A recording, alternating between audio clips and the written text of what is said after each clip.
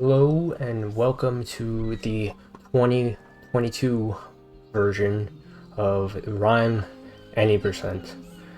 So I haven't done a guide for this game since the month after the game came out over 5 years ago, and since then a ton of stuff has been discovered and implemented into runs. Literally all but one level is completely blown wide open, and so I figured I might as well make an updated guide showcasing all the small strats and time saves, including some of the newer, larger time saves that were found within the last couple of years. And I'm hoping this guide could get some more people into the game, because we only had like maybe a small handful of people start running this game for a short period of time over the last like 3 years. So this time I'm able to actually do a proper guide on PC. I have a good computer now, and so everything will look nice. I have an input display at the bottom right that shows my inputs. And first things first, I want to get out of the way the pre-run, I'd say, requirements.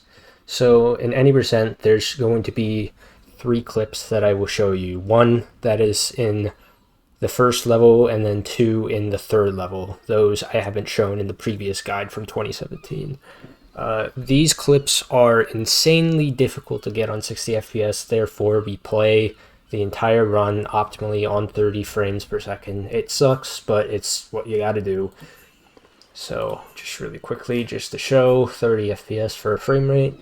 We do on the leaderboard allow for people to swap between 30 and 60 and also play on uncapped if they so want to, but obviously doing that 3 different times in any percent is not that optimal. But if you are planning to doing no major skips or 100%, you can play 60 FPS or uncapped the whole way through, because these 3 clips aren't involved in those categories. So really quickly, just before continuing, I do want to mention about the main strat you will be seeing throughout the game, which I will really quickly bring up my monitor, and it is scroll jumping. So this, if you can see the file directory, is leading to the games file.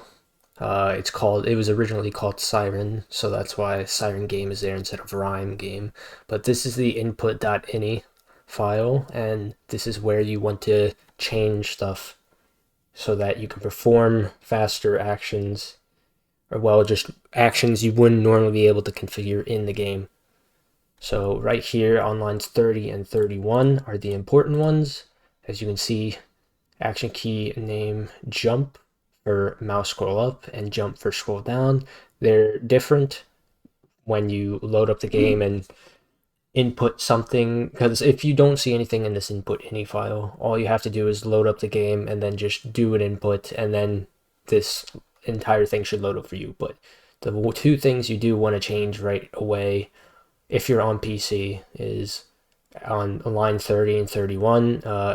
If you don't have a proper program to see this, just download Notepad++, C++, something that just reads a bunch of text. So just changing whatever is on these 2 lines to jump.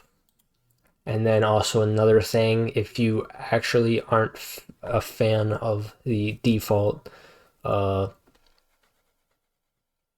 mouse movement, mouse sensitivity, if we go to line 6 and 7, you could change these values to what you prefer. There is some leniency with the in-game toggle for the mouse sensitivity. I just kind of have it on the default. It feels nice to me, 0.07, but you can change them right here if you'd like. Alright. So now with that out of the way, let's go into a new game. So obviously, new game, we want to continue. And another little cool thing about playing the game in sort of an NG plus format because this isn't straight up a new file, like new save data and whatnot, we're able to play with whatever tunics we have collected in the game. So you'll be seeing with my standard yellow and blue tunic that I've used throughout playing this game the entire time of its life. So just my favorite. Alright. So like I said before, it's been 5 years since the last guide, and I feel like there's a lot of especially small time saves and a couple larger ones that haven't been showcased in any other footage other than my run, like my top runs and the couple of runs that other people have done in the last few years. But there's a lot of improvements from the original 1 hour 30-minute estimated time from that guide. I'd say this guide is around a sub 110 estimate, even a 105 if you're really wanting to get a good time. So obviously time starts on the first input, which would be the moment Inu wakes up on the beach, which would be just the standard forward tap. So just tap W or forward and Inu will wake up. Alright. And I do want to mention real quick that you may hear some odd sounds, but I will address that real quick. I have the RiME Trainer open, which is a tool that allows us to do a bunch of things. If it's not legal in Iran, obviously, but it allows us to perform actions for, say, practicing and whatnot. So this is the thing that you'll be seeing most of the time.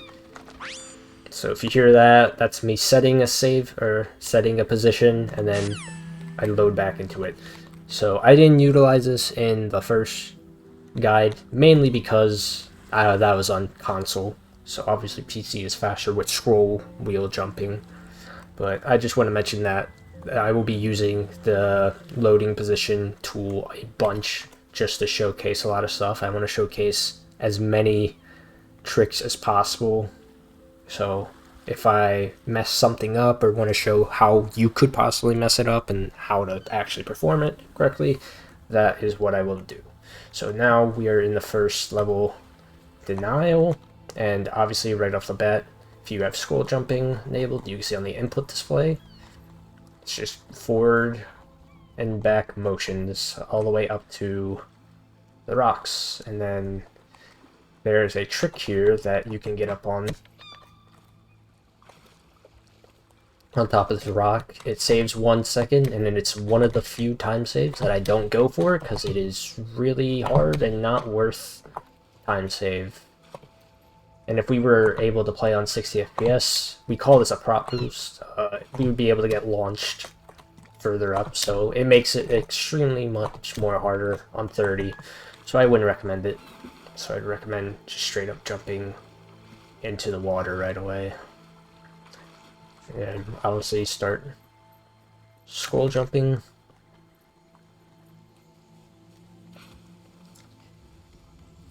And then climbing the walls. And right here, what I like to do, it's not that much faster, but since slopes kind of affect Inu's state of jumping, sometimes you'll get this. We call that a vertical jump. We want to avoid as many of these as possible because it is obviously slower than just normal walking, and it's not the perfect jump that you normally see Inu get, that you normally will see when I do scroll jumps. So right here, I normally just go to the left and then kind of aim diagonally. So up slopes like this, I normally aim diagonal because I'm able to get more out of it. And then we just climb up the rest to reach the top of the hill.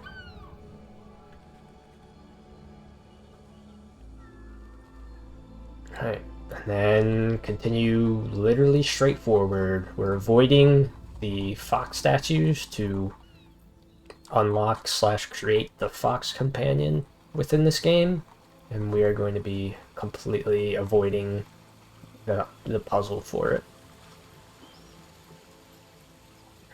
So this is one of the first discoveries that I've made. I took a part in this discovery, the second part especially, but the first part discovery was not me, but we are going to be going out of bounds immediately, so we're over here at this rock ledge, and the trick here to perform is we want to hit an invisible floor that is within this rock ledge, and the trick here is to roll onto it and then just keep holding forward against this rock. The original method for this, oh, I didn't mean to do that. I meant to go left because I want to show the original way that this was done before. Just in case, this is the first time you will see me or hear me set a state or set a location. So the original way that we used to do this, this was found, was to the left, this way, right here. This is optionally done in 100% because there's an item over there. So if you're more comfortable with doing it like this, you could roll onto that corner down there. I haven't done this in ages, so I might fail it, but just to showcase, like that. That is the original method, and it's very, very easy if you prefer that. But more optimally, it is going off of this cliff here into the rock ledge, and holding forward, and we should be able to get onto a invisible kind of platform. So if I roll forward, I think I'm a bit too far, maybe have to go in a bit more, but I normally like to aim my rolls off of stuff with like kind of like corners like this, if you can see. But yeah, I'm going a bit too far. Jumping also automatically helps, and it's obviously optimal.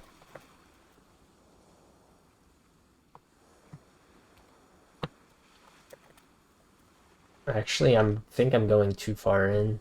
Just interesting. I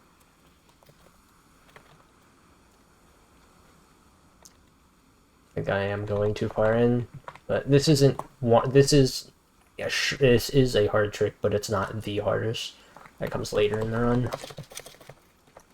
But this could suck because of early resets, and we have to watch the entire intro cutscene again.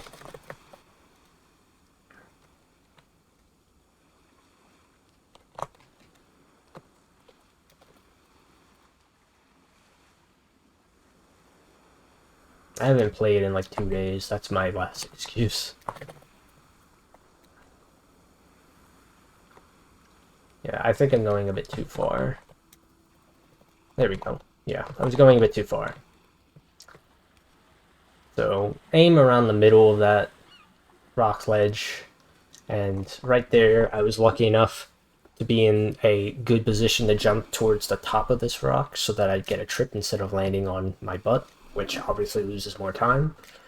So then off of this rock, we are going to go onto this beach, and we are going to witness some unloading happening because we are transitioning from the first area to the next. So a bunch of unloading and newly loading assets. But I'm gonna go around this rock here, and this is where my first discovery came from around 5 years ago. So I'm actually gonna head into the water here, and I want to get a clear view before I go into the water. So we are going to be skipping a big portion of the game, the first part of the game, where we'd have to get all these fox statues to unlock the fox, watch the fox cutscene, do a couple of puzzles to get into the big area that I'm about to get into right now. So after you've done all that, the next part is to aim in between this rock face that is ahead of us, because we're going to be doing a kind of like a zip, if you've ever seen like some older Super Mario Brother games, or even Mega Man, or even Sonic. We're going to be doing a zip that will zip us up, and we will be in position to clip back inbounds into a later stage, the later part of the stage. So sadly, there's no way to speed up swimming. You just gotta look forward, but there's some water there that you get into, And then aim around the middle here. If you like, you can do left or right. There is an instant clip up to the spot that we clip, but just like that. So I'm just gonna really quickly go here so that I don't have to swim all the way back down. Or swim all the way back up here. Because I do want to show this off again. Just need to get back into the water because I want to go over it more specifically. Remember the water pockets. But just really quickly, I can get back into the water here. There we go. Got an achievement. I didn't notice.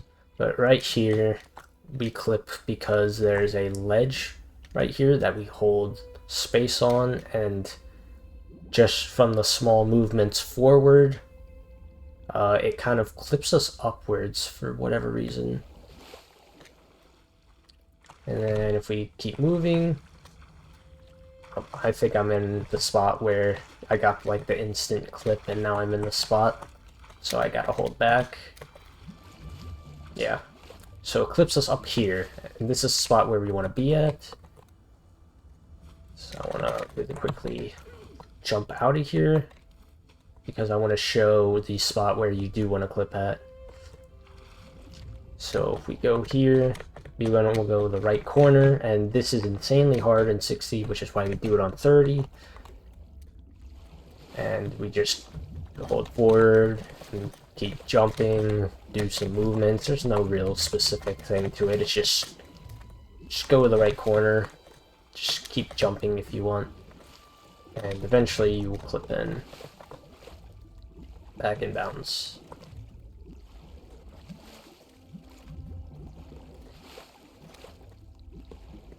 Just do some mouse scrolls. And out of bounds stuff is not working out today. Oh, that looked like it was good.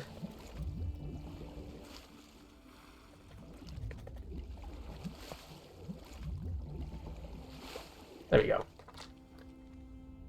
Took a little bit of tries, but it's not that crazy hard to clip in on 30 FPS.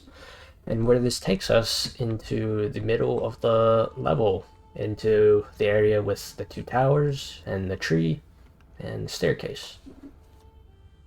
And that was my first big discovery of this game, and I can't remember the entire time save total, probably over 10 minutes. So from here, from this small staircase that we clipped in, we're going to be going left into the tower that is closest to us. So we're going to be creating a key and then bringing life to the tree to get the key that is all the way in the middle that we cannot do right now.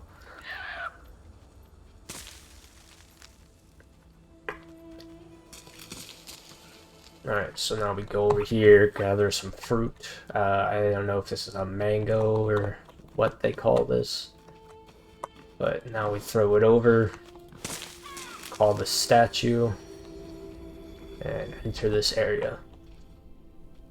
Alright, grab this orb, place it on the pedestal,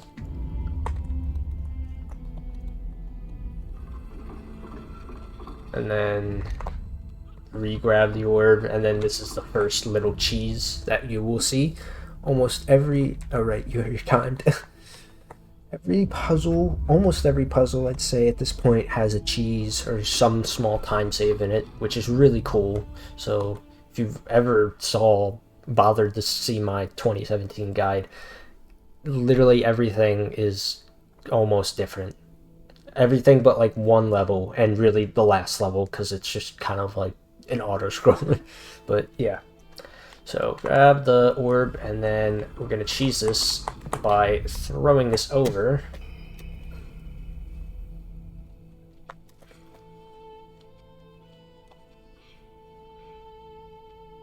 And and then putting it on the pedestal. Alright, we're gonna continue on. So with these ledges, you kind of want to, wherever the next optimal place is to go, you want to optimally like be as close as possible. So just having to jump on the very right side avoids from me having to move a whole lot. So that's something to keep in mind.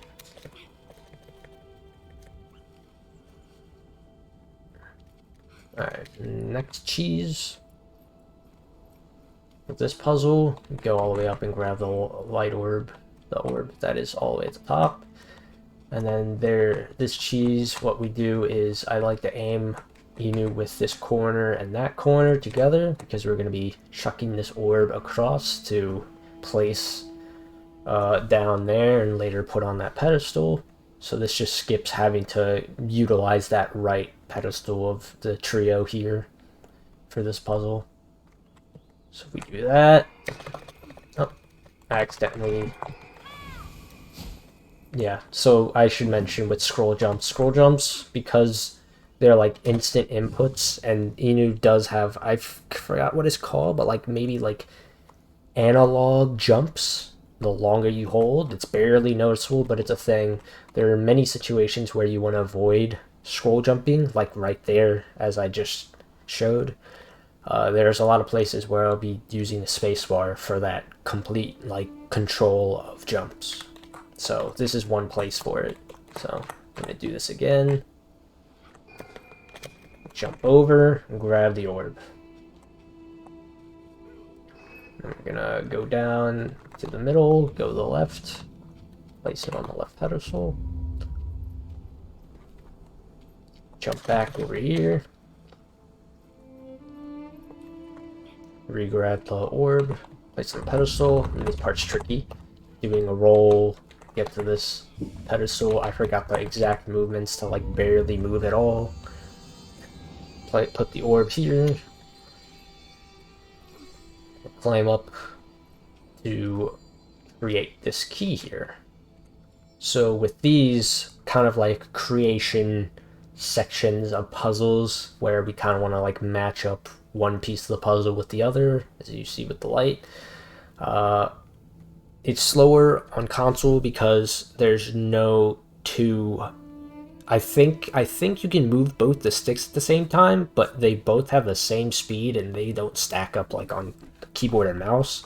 But on keyboard and mouse, you can hold a direction on the keyboard, or you can do it with the mouse. But if you combine both of them, they go so much faster. I don't have that good sensitivity on right now, so if you had like say 2.0 sensitivity, you can just zip all the way like zip left and right, but it could be hard to control.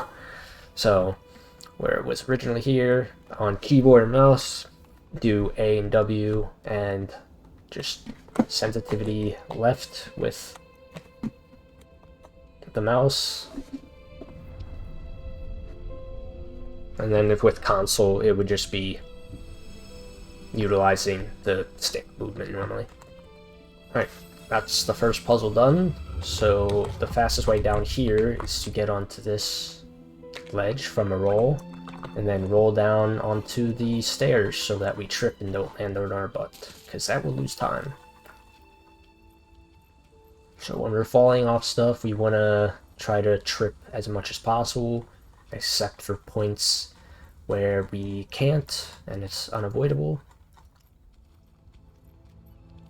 So right here, this is a little bit of faster pathway. We want to try to jump before this grass patch here onto this railing, and then move down across the rock here in the staircase, just a little bit faster than how it was before. And the tower we're coming up on is blown wide open. Every layer of this entire section here is just time save, like time save after time save from how it was originally 5 years ago. So here, stick to the left, because we're going to be automatically forced into a camera that pushes up upwards, so we have to hold up left.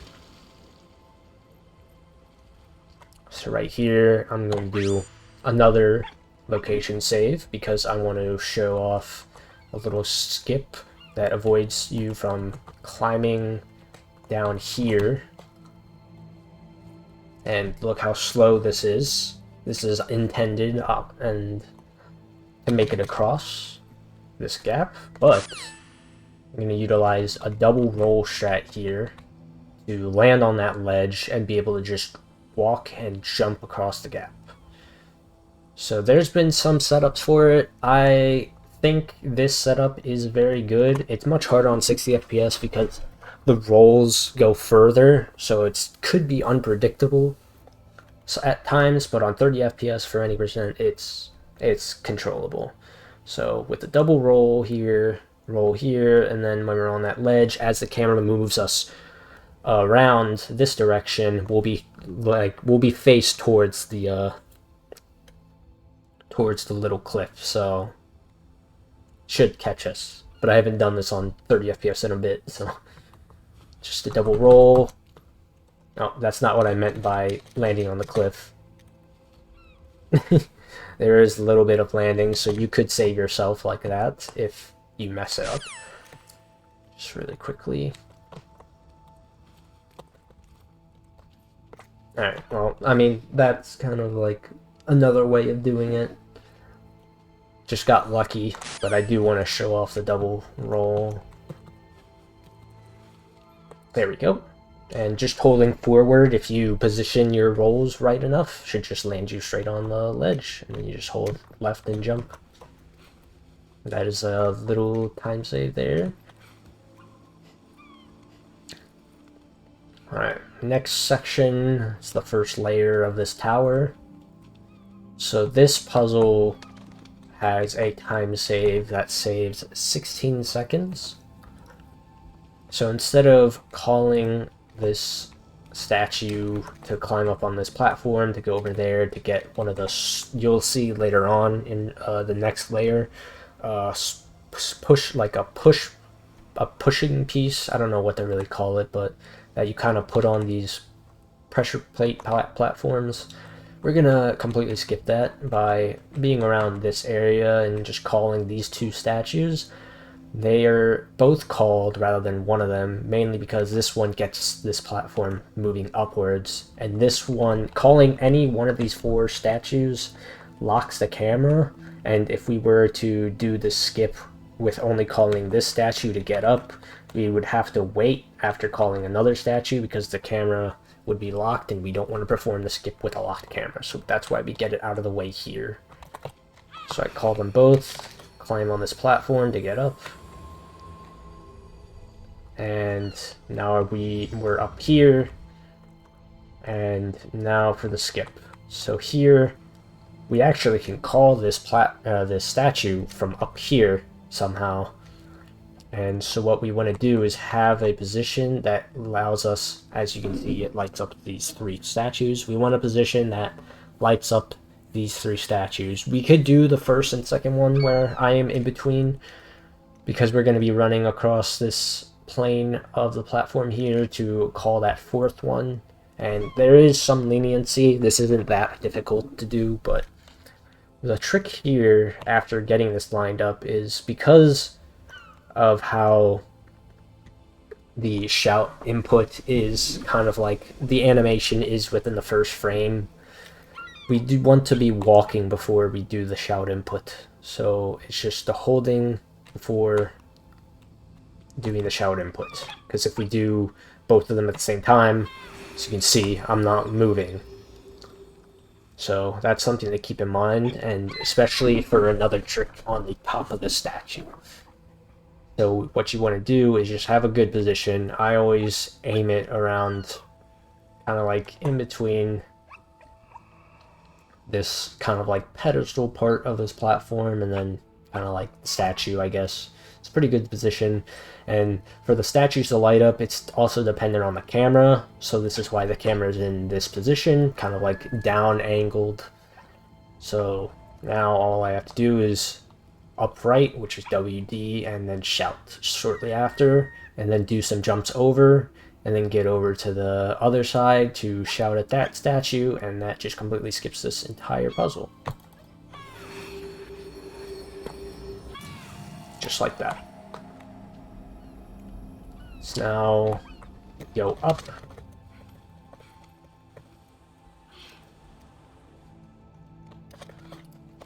And we head into the next layer.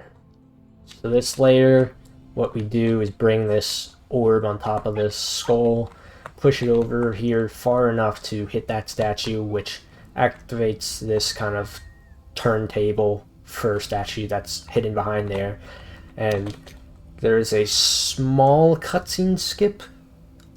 It barely saves much, and especially it matters with the time save if you get a good respawn animation, because we're going to be skipping the cutscene. And cutscene skips, how that works on this game is dying or just falling off a ledge that far enough causes you to respawn, and that causes the cutscene, any cutscene, to stop. And the camera will be positioned back into Inu's, back to Inu. So it's a very, like, it's not a hard window to hit. It's just, you gotta be kind of, you have to know the timing, because if you do it too early, then you'll respawn with the cutscene, and it will just be very hard to tell where you're walking. So this is all entirely a 2-second time save. It's not really worth it versus how you do it normally. If you ever bother to look at the older guide or any older runs. So we're going to take this skull, push it, and I normally have my camera like this, and I normally do the shout input right when the corners of the skull and this kind of broken column meet, and then I keep holding forward, and then I will call the statue, and then I move it backwards, and then just so that I have, it's just so I don't have to explain everything while I'm doing the trick, because it is like a timed thing, because it activates a cutscene. I'm going to be moving this skull back into position here for the final part of the tower, like after the final part, that also does skip the intro, or the top cutscene. So that is a new interesting time save that has become RTA viable. And if you don't go for that cutscene skip, then this will be a lot more useful, because then you will have the time save of being able to jump on top of the orb, which has a solid surface for whatever reason that you can jump on, rather than having to force yourself to land on your butt. Alright. Sorry that everything is becoming like 5 minutes to explain these short puzzles. There's just so many little things in the last 5 years that I feel like everything needs explanation. So this might be like a 3-hour video of a 1-hour category, which wouldn't be the first time I've done something like this. But alright, like I said, when the corners meet, and then when the call wave shows up there, and then I'm gonna call here, wait a tiny bit, jump off. Slightly late, but I will get the cutscene. Good respawn animation. Jump up here. Oh, unlucky. Just bad jumping. So if I didn't suck at jumping and didn't just completely fall off, I'd be able to jump onto the column here and save around 2 to 3 seconds depending on the landing or the respawn animation. And if you're quick enough with the good respawn animation, you could skip this first ring entirely and jump up to this second one. So, alright. Small time save that isn't a requirement or anything. So now we're going up. The last part. And right here, I'm going to be holding up left, do 3 jumps, because we used to go to this last platform from the right side with those stairs, but it's faster with the left side. So I climb up all the way to this broken pathway. And you climb up with the left side. And now we're going to be doing another cutscene skip.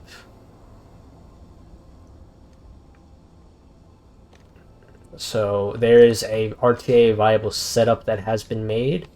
I'm just really quickly going to, just in case, right there you heard another button. This is used for gravity. As you can see, I'm just going to load a position with gravity so that I can just die to show the cutscene skip, because the movement is basically the exact same, but we still have to wait for the cutscene to get to a certain point to continue on. That will allow us to get the full time save, and this entire cutscene skip saves 17 seconds versus just activating the cutscene normally and having to go all the way down. I'll show all the normal movement down just so in case anyone doesn't want to go for this, but this might be the only one frame trick in the entire run. Technically two if we're on 30. But we are going to be calling this orb at the same time as we're going to fall off this platform here. And it is very tricky because as soon as cutscenes activate, Inu's movement stops. So we have to literally have that 1 to 2 frame window when Inu is just on the brink of falling as the shout command happens. So there is luckily a RTA viable setup that I had found recently. Just want to make sure that I turn off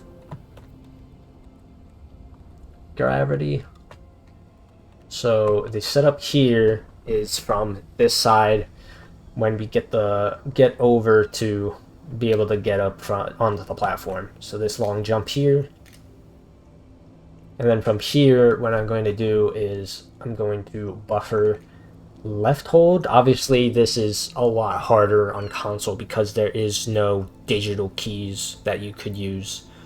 So obviously, if anyone watching this is playing on console, this is extremely difficult and I wouldn't recommend it. So with the keys, I'm going to hold left. I'm going to climb a little bit of a column. I will hold forward. And then I will get a flailing animation as if I'm going off a ledge. And then I will hold up left. And just as soon as that flailing animation ends and I'm able to walk with Inu, I will do a shout. I'm going to be trying it later than normal, just so that I can actually show this trick off properly. But even if I don't get it, I will just kind of use the save state that I had saved to be able to skip the cutscene in a different way. So climbing up this ledge, because once you do the little hop there, just hold A until we climb this column at the top left. Hold forward, and we're gonna flail off the stairs, and then buffer up left and shout. So like that. Oh, didn't even need it. Alright, so if you don't go for the cutscene skip, the movement is pretty much... I could show it here. Roll off there, jump here, and this is where this becomes useful, because you can just jump onto that. Sorry for how loud this is, it's always that loud. Just jump off that light orb, but if you do skip the cutscene, we sadly have to wait for these statues to activate the bridge here. Be able to walk onto those. I've been trying my best to find a way to skip that. The closest I come is to landing back onto that part of the broken bridge. I've landed onto the part that's beneath it, but there's no way to get a climb up, and even with 60 FPS rolls, I haven't been able to get up. So sadly, I don't think there's going to be any other way possible to avoid having to wait for that bridge, but that is what you will have to do. And now we go and get our second key.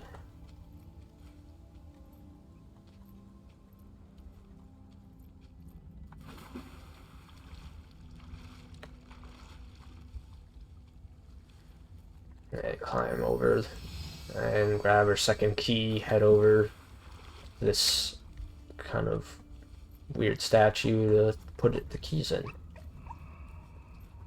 I know this has been long, but this is, in any percent, the longest level. Every other level is shorter than this level. So.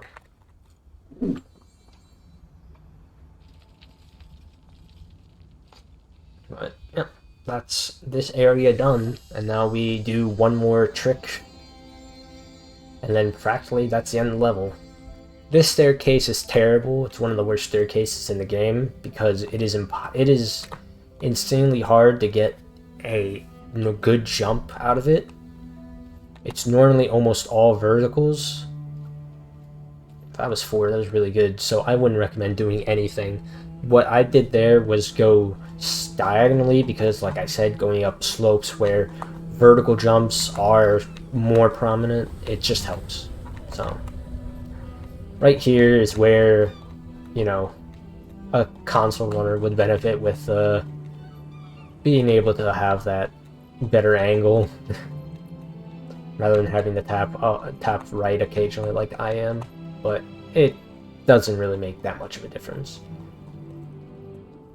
So right here, I'm going to stop running, and I want to, right when I'm on the third, as you can see, it lights up when I'm on the third step here, or the second from the bottom. It's when I want to shout just as optimally early as possible. And then continue on.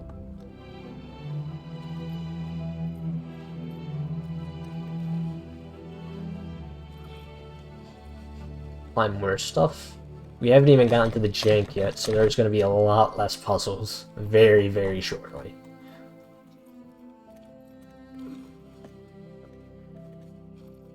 Just continuing on.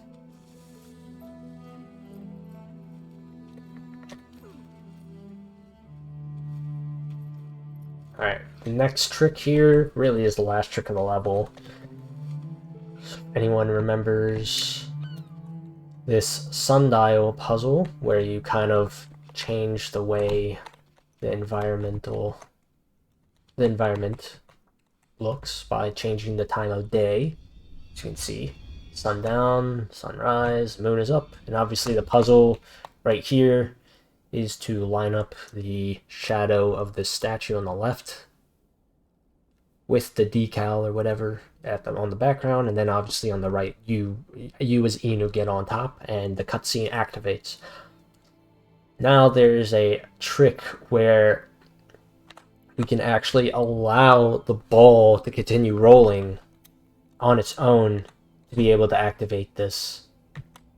So if I let go, after a couple of seconds, you will see the ball roll, and throughout the run, throughout the guide, you could see the time of day has been changing. So there we go. You can see the shadows slightly change. So we're going to be utilizing that. Sadly, we can't really quicken how much time we wait before the ball moves again. Normally it's like 20 seconds, but this is around maybe like a 12-second time save. I don't know the exact time. I know we lose like 24 seconds or something like that to gain back like 30 plus. So if you do want to gain back some time, this is very useful, but this does require specific movements. Otherwise, you're not going to get like a really good amount of time save, because we're going to be jumping with Inu while in a cutscene that is not looking at Inu. So we're going to be jumping in a blind cutscene. And I have come up with ways to maximize our distance while blindly jumping in this cutscene. And I do have a video that is linked in the Discord that shows the inputs to with the furthest distance I've gotten while blindly jumping this cutscene. So what I'm going to do is I'm going to almost activate this statue here, and the way to tell before you actually can start preparing for this trick, because like I said, we have to wait around 20 seconds. So all we have to do is let go, and if the camera doesn't focus like it does here, if it doesn't focus back onto the statue, then we're good to go. But make sure it at least lights up some of the statue here. So now we get ready for cutscene. Skip. or just jumping in the cutscene by going in the middle of this platform, and you can look at my inputs while I do this, because I will have specific inputs. I'm anticipating for the cutscene. 2 diagonal to the left, and then just scroll jumps straight ahead. Now I'm going to be doing certain inputs at certain times. So this cutscene is going to change and the camera is going to change right here. I'm going to hold upright for 2 jumps. And then right here, I am at an amazing distance, and I'm going to be able to clear the doorway here into the throne room before the camera catches up to me.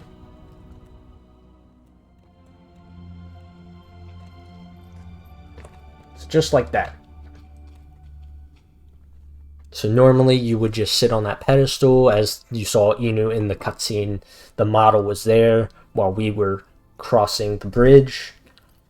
And yeah, all those inputs are based on the camera position, because the camera position in the cutscene also applies to where we are positioned at with Inu.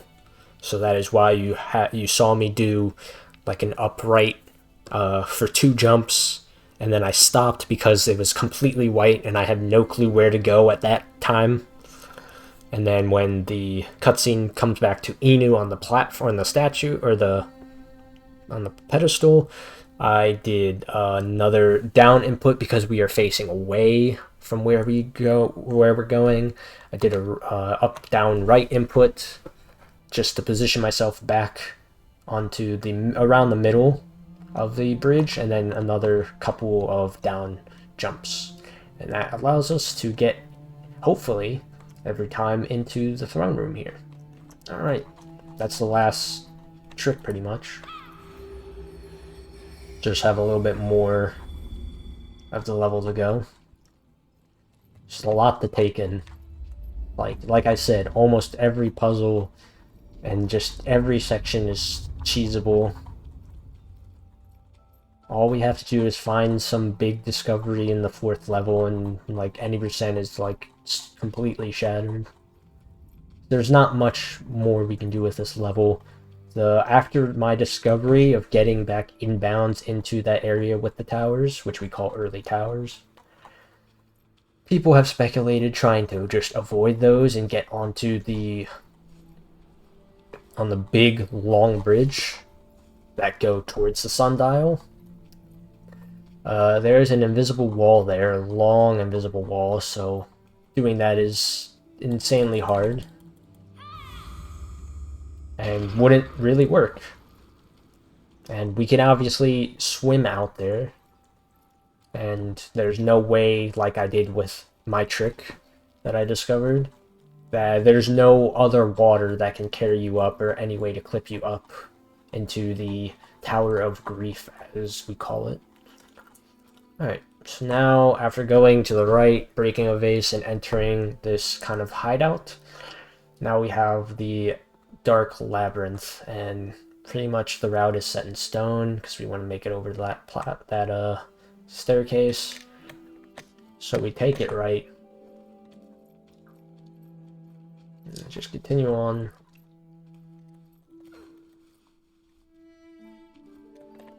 Jump over here.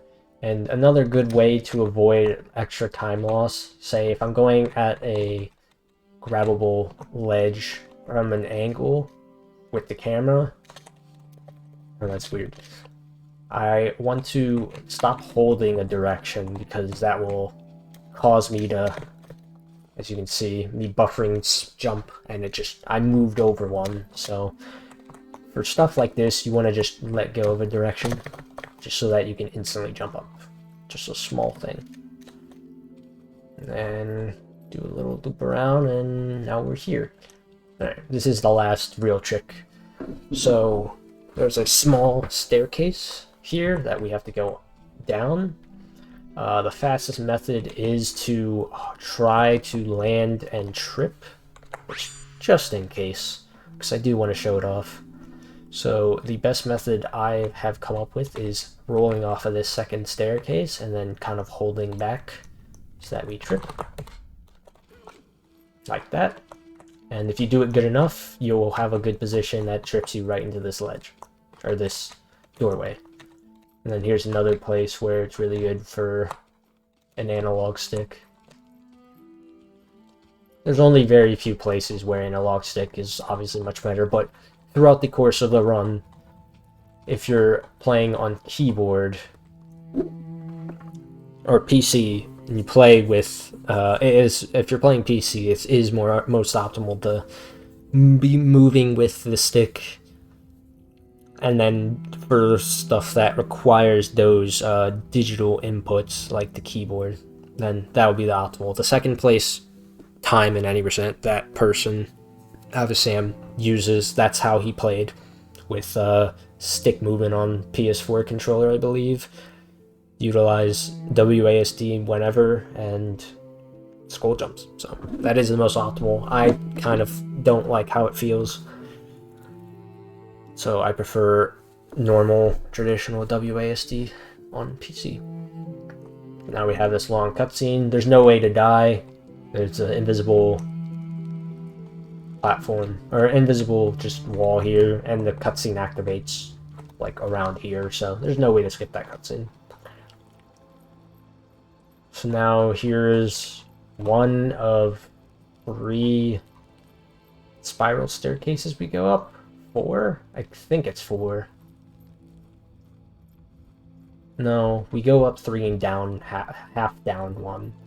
So the most optimal way to get past this without those vertical jumps, you don't want to go against the invisible wall here. You want to be a bit more to the left, like this. So that is the best way to get to avoid those vertical jumps.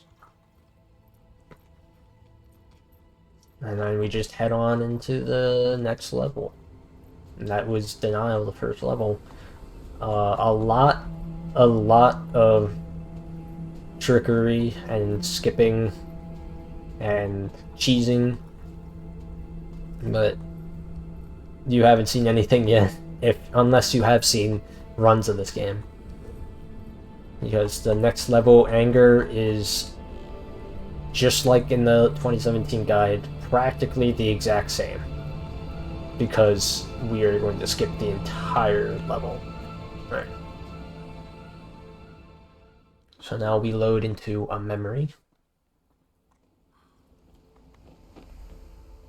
which early on in the game's life, we as a community voted on removing these from IOs, individual level runs, because the memories are practically just one input auto-scrollers, really. So, just a little fun fact. So in this memory, just hold forward, chase the cloth, shout if you want. It says whoa, because it's funny. If you feel like it. And then you just head up the drowned in sand boat.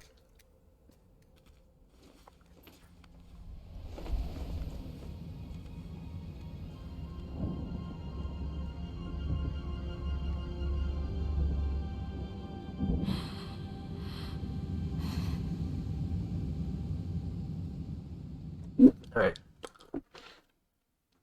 I should mention that the main timing method is time without loads, so it removes these spiral staircase loads from the run. It is a kind of arbitrary way to kind of be able to combine and pit all the platforms against each other. So it's for fair play, and it is really the only good method we have. We do have a load remove timer for live split that I utilize. It isn't that accurate to what we consider when the load of the spiral staircase starts and stops, so every time has been re-timed by myself. It hasn't been a whole lot, because there have only been a small handful of runners, like 20 or so, and with the maybe 100 runs in total, it's never been that hard to retime just by myself. But if you want to know the timing, when the first frame that you could see the spiral staircase, visibly see it from the white fade in, and then the time for loads on each low spiral staircase load ends on the last frame. So it's very consistent. So here we have anger, and we have some sad boys. Alright, bye. So now we head down. These things that we'll see more prominently in a later level called shades. They're actually pretty relevant in this level, but we're going to be skipping that and a whole bunch more.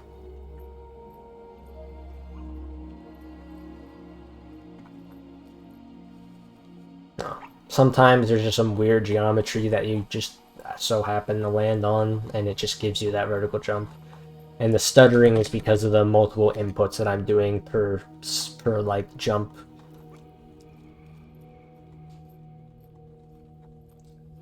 With the scroll wheel, because optimally you want to land and be able to just do that one perfect jump every time, but that's so inhumanely possible. That is kind of like why we have scroll wheel jumps, kind of like their purpose, to get that like perfect landing like every time, because each time you can probably get about 20 jumps per actual jump. Like I've averaged maybe like 125 scrolls per second, something like that, when I looked over, because I use a mouse scroll wheel counter for my runs now, just as extra information, and it is very, very interesting. So now we head out of the Tower of Grief and get set on our journey to be angry. So right here is another sundial. You hold right. That is the fastest way to activate this cutscene. And oh no, what's that? Some weird bird. Oh no.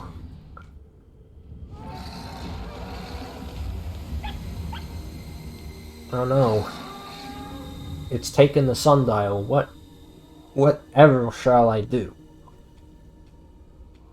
And the whole purpose of this level, anger, we want to get that time or the sundial back so that we can exit the level, because we have the statue kind of activation that we saw with denial to get back in the Tower of Grief. But the whole purpose of this level is to go around and collect, or just break, or just kind of like darken the sky and do these windmill objectives over there, one there, like all these three. But no, there was a skip discovered. This is the most infamous skip in the game. It was discovered within the first couple of days, I think, where we can literally bypass this entire level. So anyone's seen runs of it, I'm sure you know. I'm just going to set a save state just in case. So right here, instead of going all the way over to activate a cutscene to kind of progress in the level, we're going to be progressing in the level our own way. So we actually can get down here, because normally if you try to get down here, you know, the fall is too high. So normally can't do that. But the devs gave us a little bit of geometry off of this wall to be able to make it down, and they have tried to patch it in a previous patch. All 4 patches of the game came within the first 2 months. I think they tried to patch it in the second to last one, and they thought it worked, but it didn't. And then they did one more patch, and the game's been the same 1.04 for 5 years, and everything still works fine, which is okay by me. Just right here, instead of going towards the bird and activating the cutscene, we're going to turn a bit to the right here, and we are going to be doing a roll and holding right and up to kind of land on a little bit of the ledge. So what I like to do, like I've said, if you barely see, there's kind of like a little corner kind of here. I kind of like to position myself when I'm doing ledge roll-offs like that.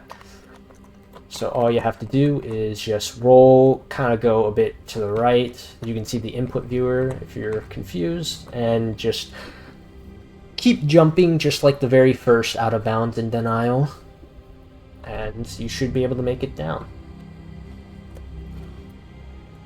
That's simple. So there's a platform, little bit of invisible platform here that just allows us to be able to jump on just enough. If I can land on it, that'd be cool. Landing on it is harder than just like having that tiny bit of time enough to jump off of it, because it resets the height. But yeah, it's very easy. Wonder if I can get onto it with gravity. Don't know the exact location.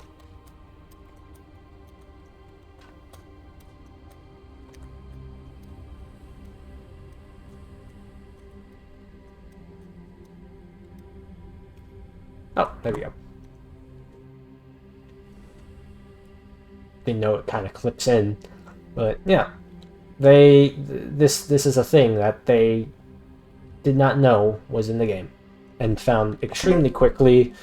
Somehow there was like 2 glitch hunters that found the way to get out of bounds in denial, and then another one that found this literally within the first couple of days of the game, and they've been 2 of the biggest time saves, especially early on when everyone was running the game. But there are some new ones, and sadly they were kind of found and discovered and completely brought together later down the road when most people haven't played. Because if you look at the leaderboard at the time of this is being uploaded in October of 2022, there should be 3 times that are sub 110 without loads, and then there's like a whole 10-minute gap, sadly. But I'm hoping this guide, even though it's become super detailed at this point, I hope this becomes useful enough to inspire someone to get time of their own of the sub 110 club, because it is very easy. Even getting second place at the time of this upload is very easy in my opinion. So there's nearly a soon-to-be 7-minute gap between first and second. Soon-to-be, because I will be getting a big PB very soon. So now from here, if you spammed, all you have to do is avoid a butt landing, so just landing on this random kind of buried platform here and jumping off. Make sure, oh, thought I turned off gravity. Or I didn't turn off gravity. But jumping off there avoids the butt landing, so trips as much as possible from the landings of that height. And we're gonna continue along the path of the end of the level, because normally after the 3 windmills we come out with this path, and then yeah, we just pretty much do that at the very beginning of the level. So here's another little tip for a couple of jumps. Instead of climbing up multiple platforms at once, something that is at jump height, you want to try to jump early as possible to land on it. You saw that with going from the first to the second tower in the early tower section of Denial. So just a little trick. Just stuff that you can obviously land on with the jump to avoid an extra climb. Try to do that. And now we head for the bird after she stole our sundial. How dare ye? So intendedly you're supposed to go all the way around and enter this tower climb section from there, but we actually can skip that by doing a jump here that is very specific, because we actually kind of want to activate the flailing animation, because if we don't get up to the ledge, we can't really make that jump. So we kind of want to activate the flailing animation to be able to make this jump here. Then jump a couple times to get over this section. Get over the tower. And yeah. climb the tower is normal. So literally, this level has been the same since day 3. Nothing's been really changed. Nothing's been really... I mean, sure, movement could be optimized, I guess. But nothing really different at all. This is like the only level besides the final level, which is practically an auto-scroller. So right here, the trigger is here at all times. So we're gonna go up and climb and activate the bird death trigger cutscene. Continue up.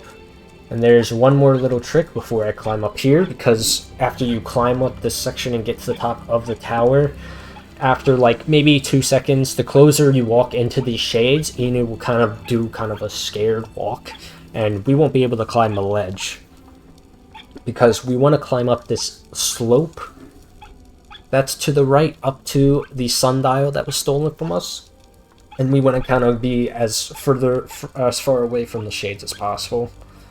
And spamming jump. So from right here, kind of want to go to the right, and then jump there. Just spamming jump to climb the ledge here, because if I was too slow, we get the scared animation walk. And the further you are away, like you barely, if you're far away enough, you'll be able to climb the ledge. And now we just kind of position ourselves underneath the bird that's magically both dead and alive because of the glitch. E, hold forward, just interact. And then, oh no, the bird is alive and alive. So the state of the cutscene that is activated right here is being overwritten by us being in this final chase scene, so we don't activate it at all. If this were to end earlier, this whole thing would not exist, because the cutscene activates, I think, at the very end of this platform that was taken off. So if the chase ended earlier, this entire skip would not exist. Alright, so now we continue on, and we got the sundial back. Now we line it up. The puzzle with the decals.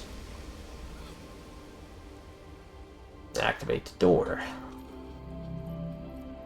And yep. Outside of the final level, which isn't really anything, that has been the quickest level since day 3. And if you're ever curious of how it looks, normally I'd definitely watch the no major skips record. Because whether or not I improve it or not, it's still like a really fun level to watch, because there are cheeses and optimal movement and interesting small time saves that make it a really nice level. And if you could hear, we have 2 audios playing, because we kind of have that like desert dune audio from when the bird originally stole the sundial, and then whatever main audio is playing. They kind of overlap, and that's kind of how you have to play the entire level till you finish it. So like for a no major skips run or 100% run, have to play with the 2 audio the whole level.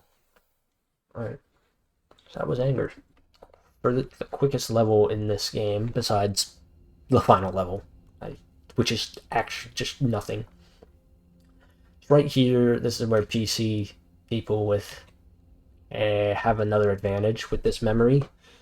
All this is just a flick of the wrist to the right with the mouse, or hold right with the C-stick on controller, I think. But if you have high sensitivity, you can just absolutely just rip it. But since I have a default sensitivity, it's going to be a bit harder. But I just want to flick the mouse to the right. And that's the entire memory. You see why we remove these from counting towards individual levels. They add nothing of gameplay. I mean, technically, that input is gameplay, but they're auto scrollers, really. All right, and now we are coming into our second spiral load staircase, which, if anyone submits a run, will be retimed by me to remove these loads specifically, so that all platforms have a fair chance against each other. And depending on what console or how good your PC is, the load times will vary. I used to play on one of these slowest. Every other console runner 5 years ago when the game came out was a PS4 player. I was the only one on Xbox One, and I had the worst loads. So yeah, it just feels necessary. Even if it's an arbitrary method of removing loads, it kind of just keeps everything fair. Because I don't know, maybe in like a year someone watches this and decides to run it and they're on, Xbox Series X or whatever. Alright, so now we are in the third level, bargaining. Now this level has some little neat tricks. There's one in the beginning. Right here, we kind of want to hit some triggers that teleport us all around this area, but we're going to be doing this really quickly by going in the same tunnel and looping around. So since we kind of, for whatever reason, don't spawn in the middle of this, we spawn right. We want to go in the right tunnel. That is the closest to us. So instantly hold right from loading in.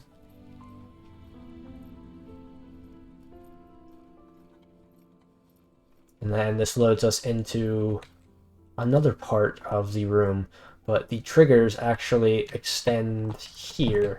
So you kind of want to cross this little gap in the floor to cause another teleportation. As you can see, kind of like a little pause frame. Now we're back here. And same thing here, around there. And we only need to do this 3 times. Or technically 2 times, because the first time we don't really do anything, it automatically does it for us. Then we are out of that room. Neat little thing that is in the game. Just really quickly, I don't normally have this. This just happened to me earlier today. I'm gonna change from 60, and then I'm gonna go back to 30 because I'm having like a screen tear line, which normally doesn't happen. This should fix it. Yeah. All right. If that happens again, I'll just do it again. It's right here. If we keep walking whatever direction, at some point we'll get that pause frame again, and then we'll get a door that is teleported right behind us, and then we turn around. The fastest way to do this is to just go left. Go left until a certain point, which is right here. Right at this tree, I normally like to kind of position Inu in a good spot for me to quickly turn around with the jump, because it's not optimal to go from forward and backwards like that, So just position Inu after this second tree, and then just right here. You saw the pause frame. The door is right in front of us. So then continue on. Alright, and here's the second of 3 tricks that, don't entirely require 30 FPS, but in 60 FPS these are insanely hard, and I would not recommend it at all. So normally here, to get to the next section, we would go into an underwater, it's not really a maze, but we go underwater, and we go into a small, not really puzzle, but just kind of progression path into another area. But we're going to be doing a trick that actually saves around a minute or so by going back out of bounds and then going back in bounds, just like in Denial. Right here, we are going to be doing something called a tilt glitch. Now, a tilt glitch is you can actually tilt Inu's position one way or the other, like all 360, like a 360 degree direction. setting it up is not 360 degrees, but you can do something called tilt swapping to kind of like set your own tilt angle if you need to do a trick that requires a specific angle, a very forward angle, a very forward right angle, and so on. So right here, instead of going down below into the water, we turn around and we're going to jump into the water, and I'm going to be clipping out of bounds through this corner. So if you take a little observation check really quickly, it is kind of like, need like a forward angle because you kind of want to position Inu in between this wall and this kind of like U-shaped column here. So a little bit forward and left angle is how I do it. So just in case, I'm going to put myself in a spot where we get rid of free fall, because we want to be in a free fall state to make it work for this clip. So just in case I accidentally soft lock myself, because this is the first place where you can soft lock and kill your run. So I'm just going to put myself there just in case, rather than having to reload checkpoint. So right here, for this first tilt clip, because we do 2 in this level, the trick here is to jump backwards, land in the water, wait a little bit before pressing space or jump to get back up, and holding up and left. And a little bit of a helpful tip, though it's harder to get with the left angle for whatever reason, is doing a cannonball, which you press your roll button for while you're jumping over water, like that. That helps with the clip, with getting a really good tilt, but for whatever reason, even when I'm doing it for a left angled tilt, it goes more to the right. So I wouldn't entirely recommend it, but it does help with really good tilt if you learn how to properly do it while going left. So like I said, I'm going to jump back into the water, land in the water, up against the ledge, kind of wait a little bit, hold up left, and jump. And also what helps with this is the positioning of your camera. If you kind of like flick it to the left, because as you can see, Inu is not standing straight. He is kind of angled forward a little bit to the left, and that is what we want. And for this clip to properly work, we want Inu to be in a free fall state. So anytime he's falling is this free fall state. If you see that animation, we can actually cause it while being in the tilt glitch. So if you see him, if you test a really good angle and he's jumping and he's landing back on his feet, then you need to tilt more. But you have to be careful, because if you tilt too much, you climb through this ledge and you will land into a soft lock. So you have to be wary of how much you can tilt Inu here.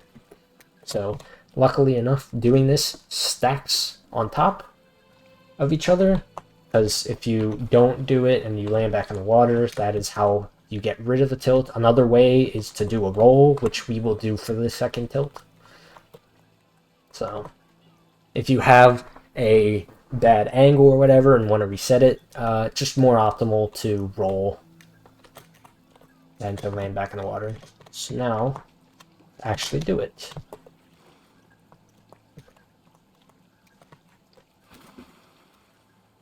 So the least amount of times you can do this with a good angle that will clip is 2, but you need just perfect angle, timing, and everything. It's really hard. So normally I get this within 3 to 4. So this is already a really good one. And right there, I think yeah. If you take too long, but not long enough to where it just stays in the water and resets the angle, you kind of don't gain anything, like from that slow get up. Have to be quicker. There we go. Now he's pretty angled, but we aren't angled enough because Inu is jumping. If you get the most perfect angle where Inu is still jumping, it is still possible to clip out of bounds. Just extremely hard, so I wouldn't recommend it. I would always recommend for this tilt glitch to get the freefall animation. But I can tell right now, based on my experience, this is really close to the freefall angle. But if I do another really good tilt glitch, a third one on top of the ones that I've already stacked, I will get the soft lock. sadly. So I have to kind of be wary of my angles and do kind of a worse one this time around. So really quick one. And there we go. Going into free fall. And then going into this corner that you saw me save my location at earlier, just in case I do get the soft lock. And this is the state of Inu right now. He is very tilted. And a little bit to the left, which is what we ideally want. So this is a very good angle, so all we have to do is position Inu here, and I had such an amazing angle I didn't have to jump. Alright, I think... Okay, good. I wasn't sure if I was going to go in free fall animation. But if you have an amazing angle like this, you can just clip out of bounds and not even have to jump. Normally I do have to jump, because it's not this good normally. So I will show how the jumping one looks. So if you jump... Well, if you position yourself and run against the wall, angle diagonally, you just jump. That is another way to get out of bounds. So, just really quickly, I will do it again. This is kind of how it's done. Position, jump. Don't jump too much, because if you land on this, that is a place to soft lock. So you just want to have a good angle. And you will land out of bounds in this section here. So there is a way, if you clip out here and accidentally are stuck in free fall, all you have to do is just go into the corner and it will kind of put you back down into your normal standing state. So if you ever get into free fall, just go back in the corner there. And now here we are, out of bounds. So now all we do, because we don't want to stay in this position, we roll out of the tilt and we're perfectly normal now. Go over here, and now getting this jump, because they're going to be jumping into visible water, we're not going to be jumping into the void, as you can see, is very difficult. But how I do it is I flail on the ledge just to get a bit more positioning outward, and I normally make it just kind of like aim around here, kind of like on the rock, around the rocks, and then hold forward and hold jump so that you get that full analog jump and land in some invisible water. Now we're going to be going around some water here, and as you can see, that would be the location of where, if we took the water from the room before, that is where we would be going to the next section. So now we keep right of this rock, and we go here and clip down, and then this is the next section that is coming up. So all we have to do is keep going forward, and the shade circle that's in the next area we want to stay to the right of, because if we go to the left, there's not going to be any water there, and we're going to fall all the way down the void and kill our run. So you want to stay to the right of the shades. And luckily, this isn't really solid. It's only solid one way through, so we can get into this area with the big tree. And boom. That is the first of 2 tilt glitches, and the second of 3 kind of 30 FPS specific tricks in this category. So this saves around a minute 10 seconds, I think, optimally. In a run, it's probably going to be like a minute 50 seconds to a minute. And then we continue for a little bit as normal.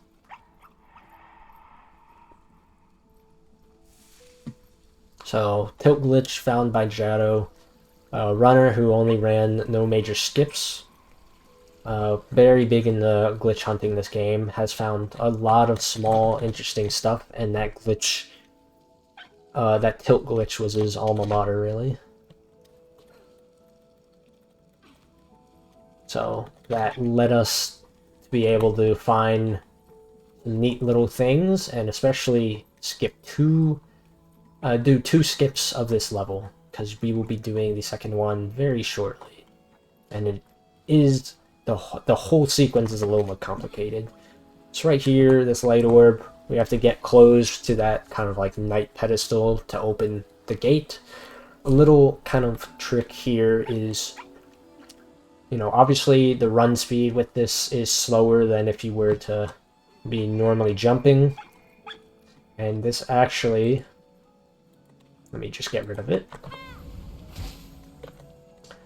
We actually can save a little bit of time by aiming a bit left, because as you can see, there is a bump right there, and it's a little more bumpy on the right side of the middle after the staircase. We aim a bit more left and time it where we kind of throw the orb here. It will go all the way far enough to reach after shouting that pedestal to open the door, and it saves a little bit of time. So I will really quickly just chuck that out of the way just so that you can see how it's done in like a full run. It goes all the way down here, and that's close enough. Doesn't have to exactly touch for whatever reason. So it's very, very easy to get. And then right here, another orb. Another trick is these ones. I think there might be 2 of these in this level where these orb pedestals are. Wherever there's water, don't just jump into it, because if you start spamming E too early, it actually just cannonballs you over water.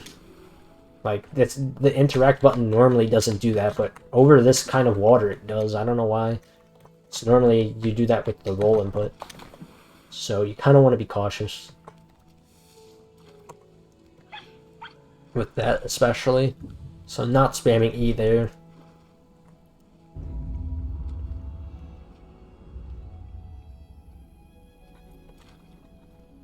Now we head down past Nana, the fox.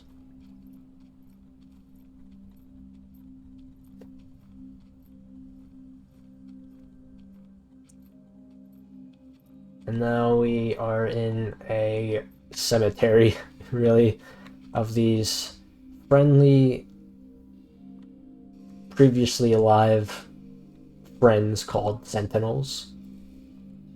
And we grab this orb, and optionally the line here to take with this is to the left of this pretty saturated bush, because if we go to the right, we get a drop off, but if we go to the left of it, we just continue walking. So going left here, and then shortly after it, we want to move this Sentinel's legs so that we can continue on a little bit. So kind of like after that was a little too early. So after the bush, do shout at the orb, and then continue back up for the orb. And then the second one.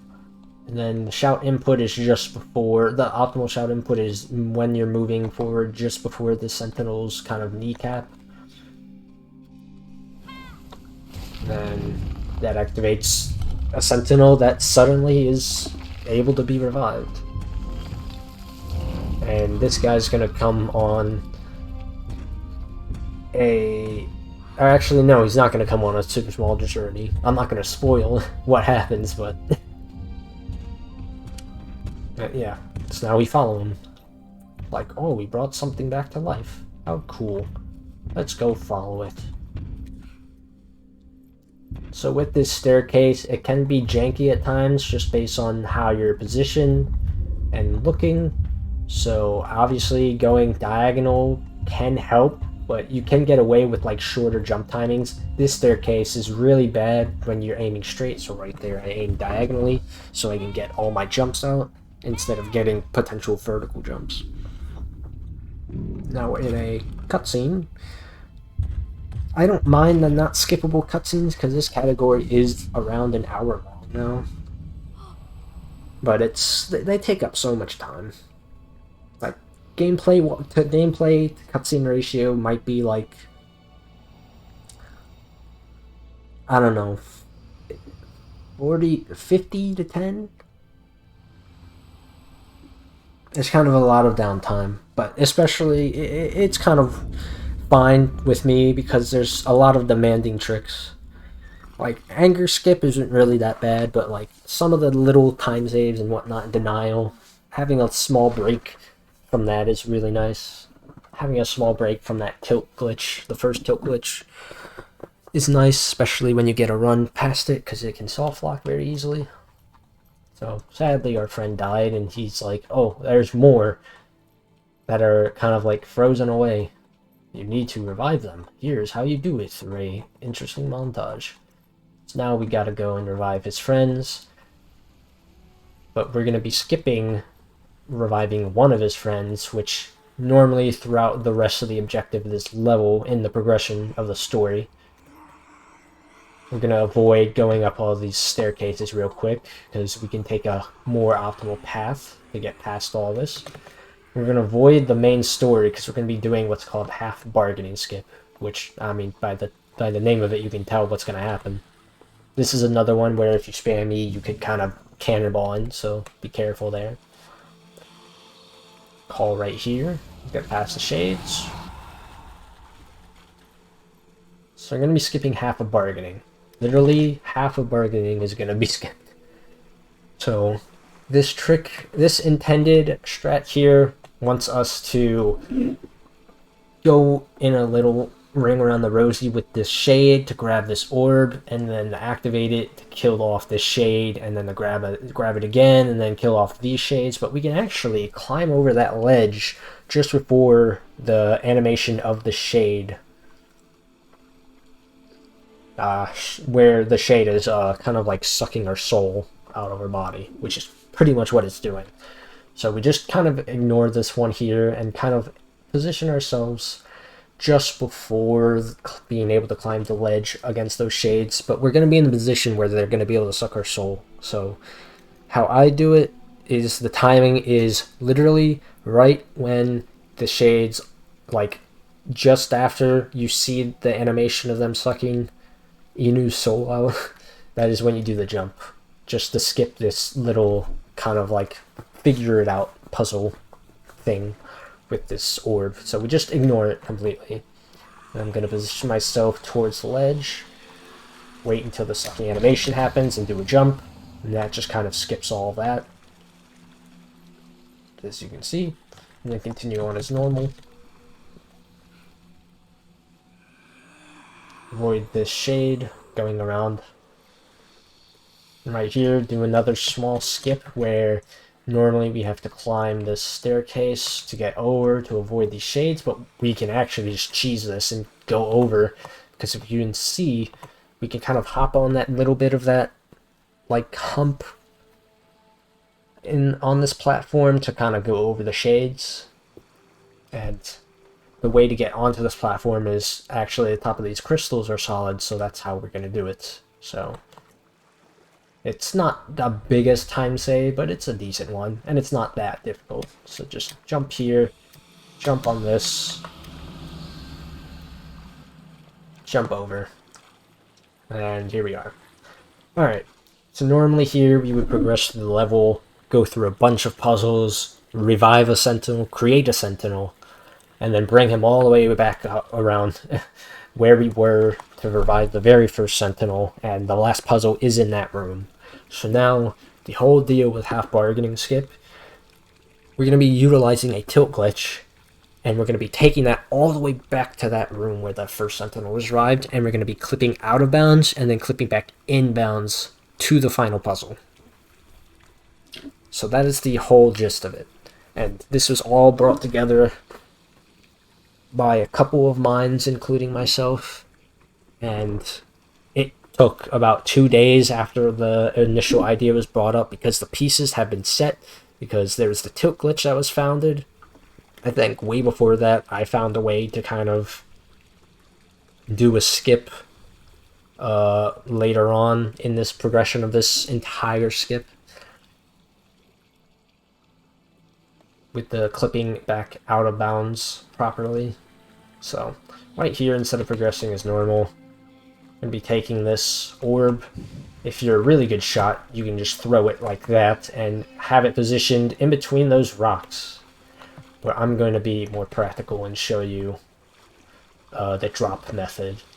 I'm still using it in my runs. I need to get used to the throw method, but we want to have it in between these rocks because we're going to be utilizing these conveniently placed rocks to get back up without losing our tilt.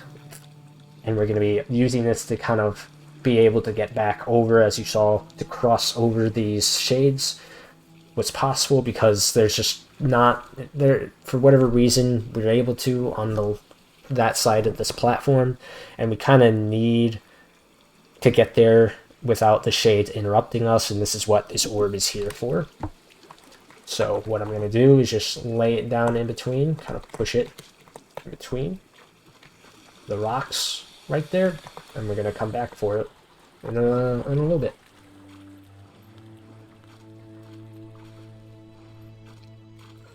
So this whole tilt glitch debacle, really quickly, for some reason, I mean, this never happens, but it's just kind of, I wonder if I can just do it like this, hitting that kind of, yeah, I never get that screen tear line. Hopefully it's not really noticeable in the recording. But here we go. Here is some water, because we need, I don't know if we need water to do the tilt glitch, but this and the first place are one or two of the only couple of spots where it's possible. There is a spot in denial, but that's just kind of utilized for kind of like exploration, not really used in any run. But this is where Gerardo found the tilt glitch originally, and this is where we're going to get it from for the second time and utilize it all the way to the final puzzle, instead of doing all this stuff that's over there. So how this tilt glitch, the angles that we want and the position that we want Inu to be in are going to be slightly different than the first one. So the first one kind of needed a freefall angle to actually clip out of bounds. This one, we actually don't want to have a freefall angle. We want to have an amazing angle where Inu is able to jump back onto his feet, which is much harder to get than obviously the freefall angle. But we want it so good so that if we go down these stairs, Inu is sliding in a freefall state. So that is how you will tell you will have a good chance to clip out of bounds when we get to that part. So I will quickly show what to do, because getting this angle, the inputs are slightly different. It's practically the same thing, jump back, kind of hold up and left, a more leftward than rightward angle for the second clip here isn't as drastic as it is for the first one, but I still do up left because it just works. But it's really more so about the forward angle tilt. So right here, I'm going to do the same thing as the first one, but instead, to get the correct tilt angle that I want, the best way to get a more forward rather than left or right angle tilt is to instantly just jump back onto the ledge, rather than wait a little bit for the water to kind of be able to position yourself left or right to get that more left or rightward angle. So just jumping here and then just instantly jumping, and then do another one, and then too quick kind of does that, and it still put me here. So right here, right now, it could be better, but it's not the worst thing. But I wanna really quickly just show what happens with the free fall. So right here, if you get this free fall, because this is how it tests the right angle. I always do like a jump here after each one. I want to actually, I don't want to be in a free fall state right here. So what I have to do is you have to go into the middle of this water way, I guess, and redo it. You have to reset the angle, because you can add to the angle, you can't take away. Alright, so do it again.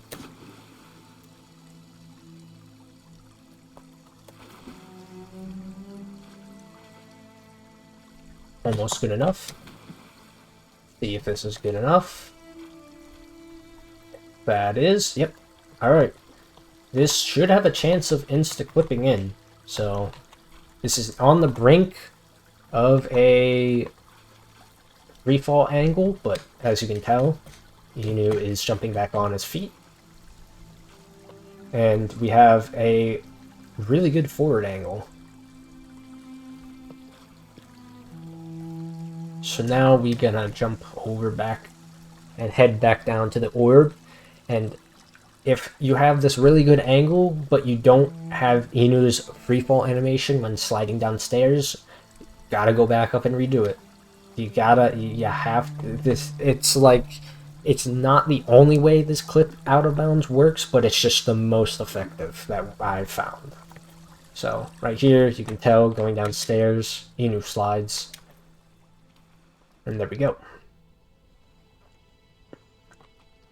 So now there's a set kind of like pathway that to get here, because if you just start jumping into this water, you're gonna be in freefall animation for whatever reason. But on normal kind of ground, you can jump all you want. We're gonna be jumping all the way back, but this first part you kind of have to take a set path so that you can avoid kind of being in freefall state. So always aim to the right of this first front facing rock of this kind of like stalactite, whatever you want to call this colony. So we're going to be in free fall, and that just resets it. And then I'm going to do another one right there, just before that colony of rocks. And then right here, you can jump, as long as you're not as close to the dead sentinel here. Alright, so here's the make or break strat of the entire run. Because if you mess this up, you lose a lot of time. And where the current record stands right now, that is what happened to the current record of 1:03:37, and that loses around a minute, maybe a minute and a half. So this is really what makes the run. So this is very important to know. We want to land from this top of the rock to the second top of the rock onto the platform, and it is very tricky. And the way to do that is with vertical jumps. The only times you really want to do vertical jumps, but you want to do them while having momentum. So you have to be able to do that by jumping and then instantly holding forward. Oh, just wait for it to get me out of a... Let me get into a spot where I don't think I'll, yeah. Alright, I guess the animation just kind of happens.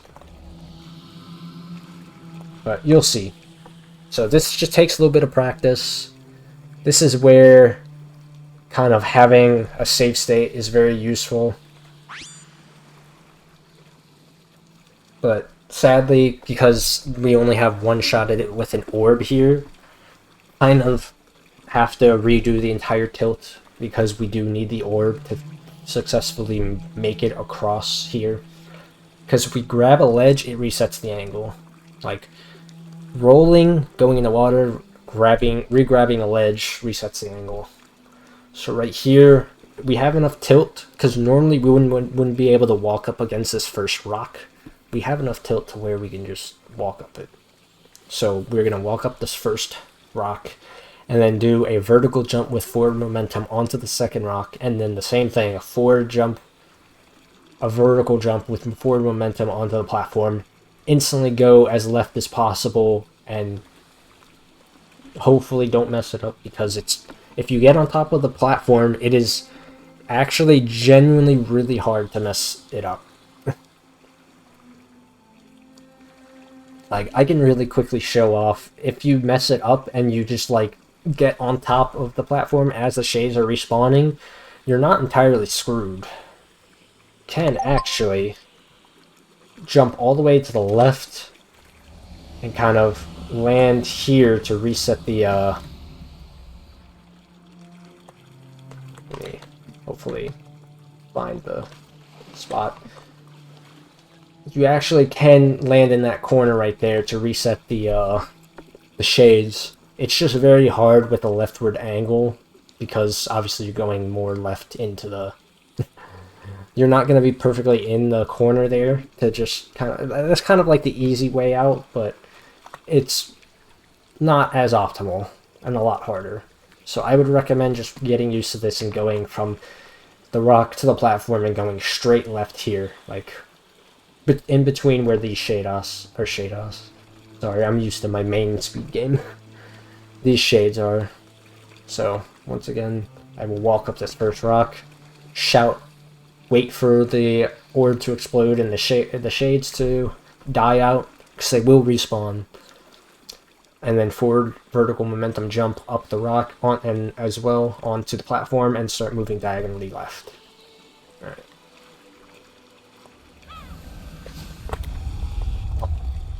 Okay, well, I forgot I had...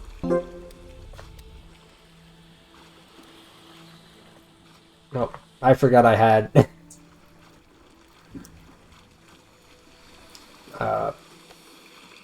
gravity. So, I guess I gotta do it again. Another cool thing with the trainer, we got speed up. So if you want to get to a section really quickly, very fast, you can use the trainer to speed up the practice. So I guess it'd be nice to kind of like showcase what it would look like in a real run. That was a bit too far back. Oh. Instant jumps here, different than the first one. It's really good, but too much to the left. So this is probably going to be a reset angle. Yeah. Just don't want that.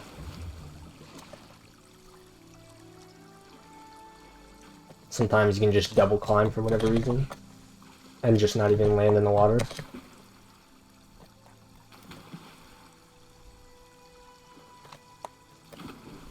Alright, that time I wasn't spamming. So yeah, that's not going to work. Gotta spam jump. It's the best way to get the good angle here. I was just trying to move myself back.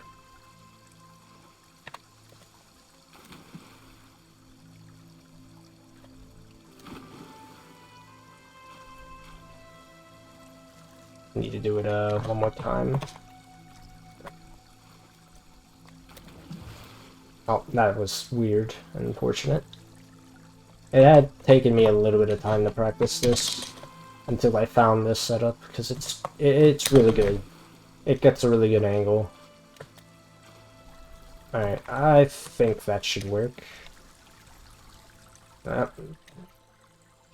Then we just go down the stairs with freefall animation.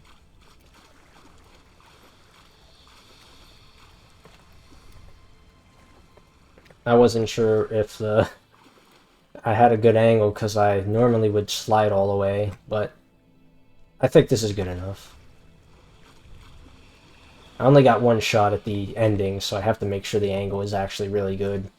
I think it's good enough. Alright, here's how it would look like in a real run. You just gotta wait for the shades. And then jump to the corner here, and then keep going, and you'll make it past them. And then continue down. There's very few spots where you'll go in the freefall animation. Just want to avoid them. You actually don't even really have to avoid them, because you just go straight back all the way to that first sentinel. And you should be able to avoid all the potential freefalls. There's one there that helps. Obviously being in a freefall and kind of having that momentum is better than a normal jump.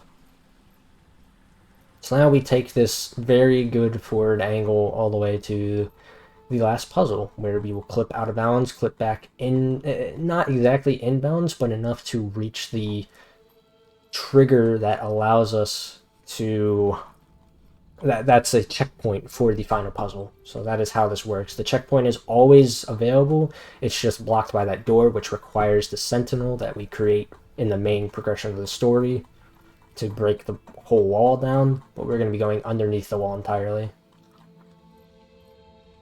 So right here, this is where we want to stop jumping, because there's a lot of potential to freefall.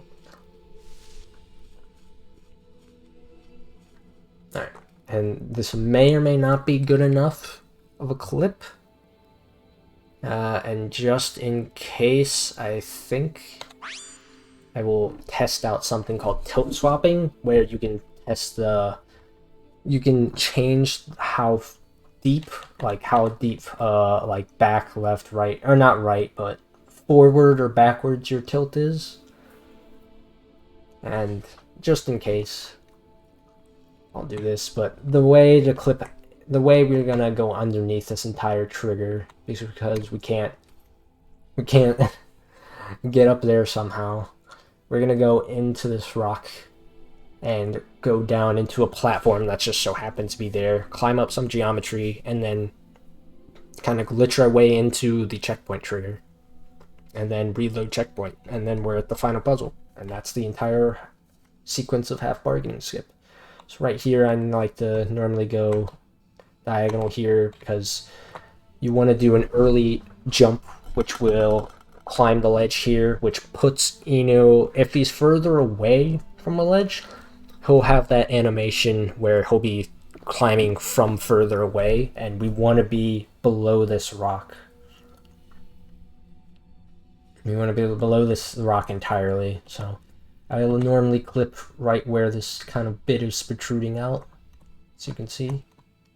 So then right here, and yep, let go of forward, we'll just clip you through. So now we are in a platform.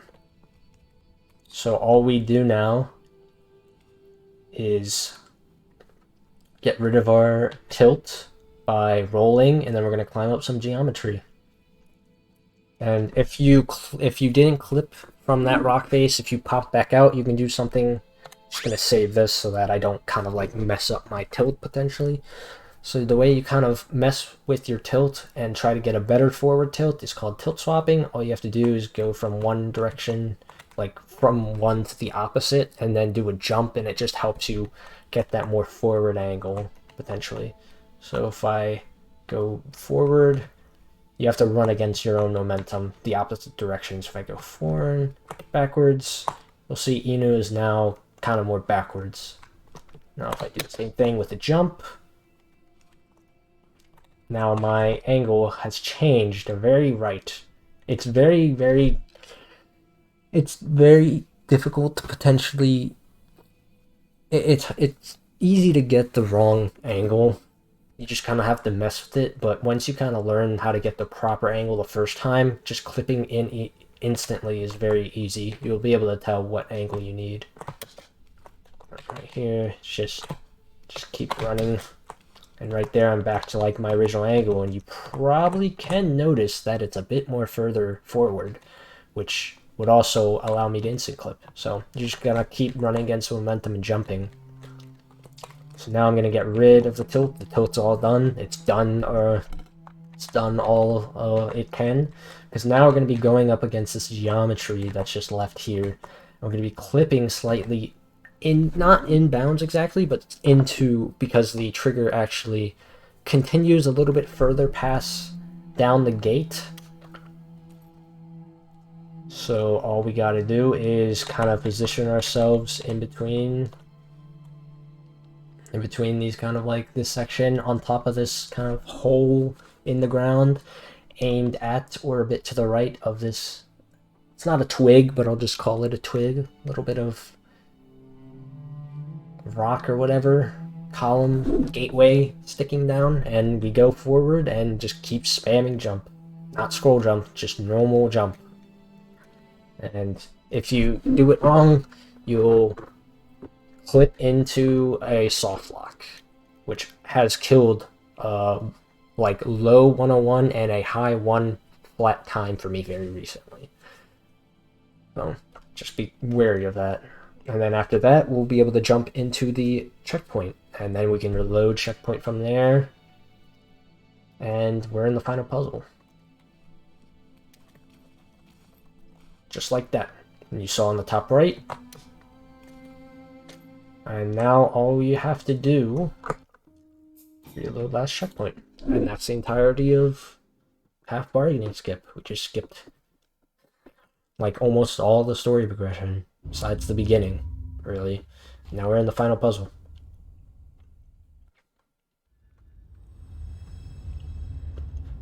Now there's one more trick after doing all of that.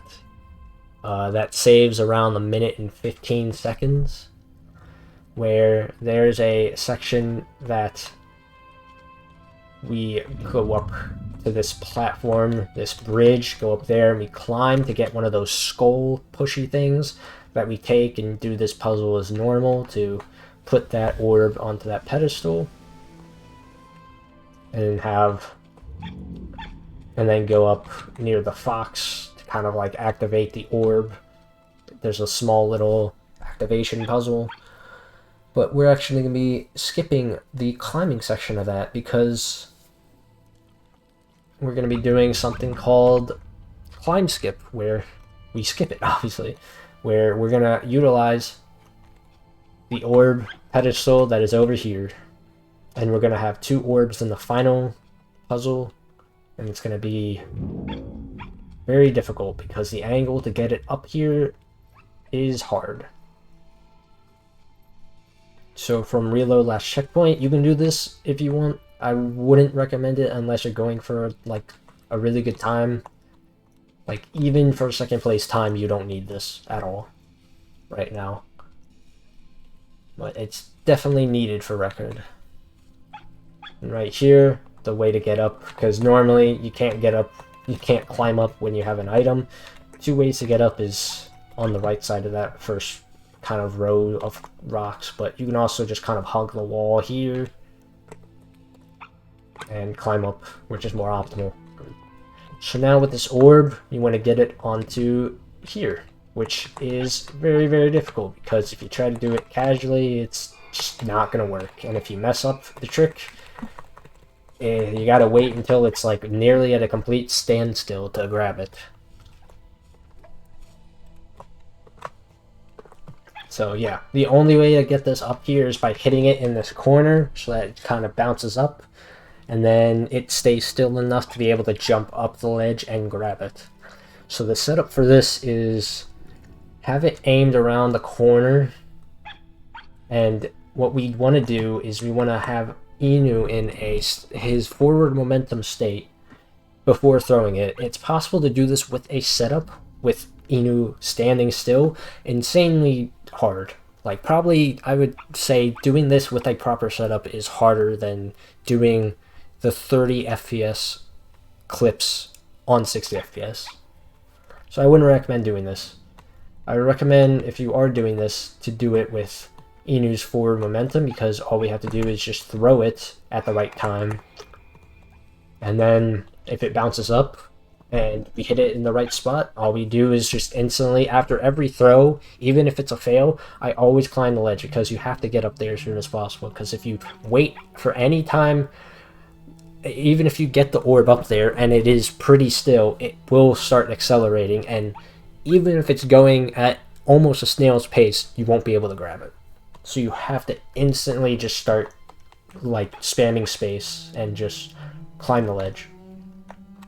So the visual cue that I use is Inu's left foot, kind of being in like kind of like on the outside of this patch of grass here, because if you're any like further here, he's not going to throw it.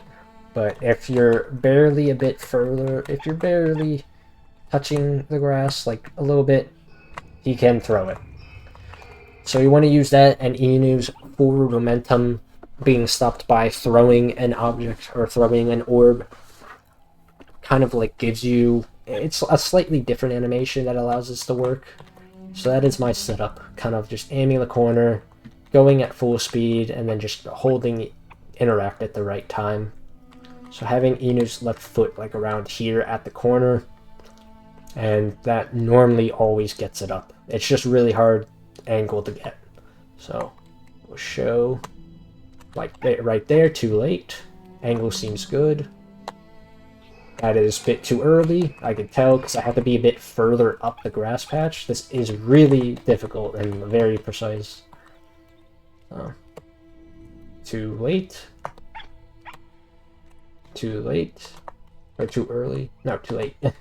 Early. Or I could be aiming too much left. That is another thing. Aiming too much left or right, because you want to go into the crease from the rock there and this rock bed. So, too late. If I was slightly earlier. Too late. It's very difficult to get the timing right.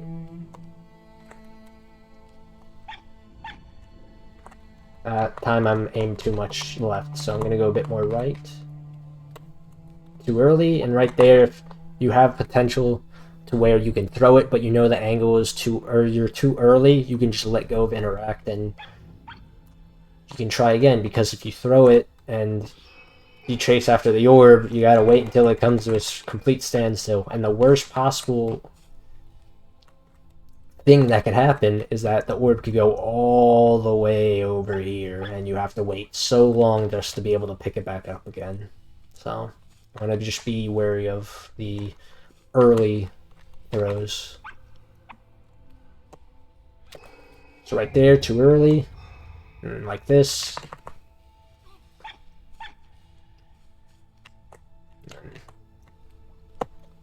Too late. Too late. That was good, but I'm angled too much to the left. So. Too early. No. I guess my only excuse is I've been playing no major skips, so I've been used to 60 FPS. That is the only excuse I can ever have right now. So, too early. That's too early. I could have canceled that. Save time. Like, I wouldn't recommend this unless you're going for record attempts. It's really hard. Like, that felt decent, but even that was barely too late.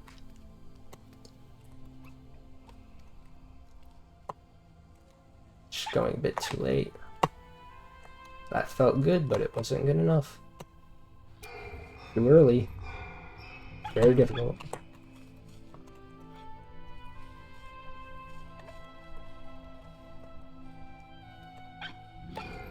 Too early.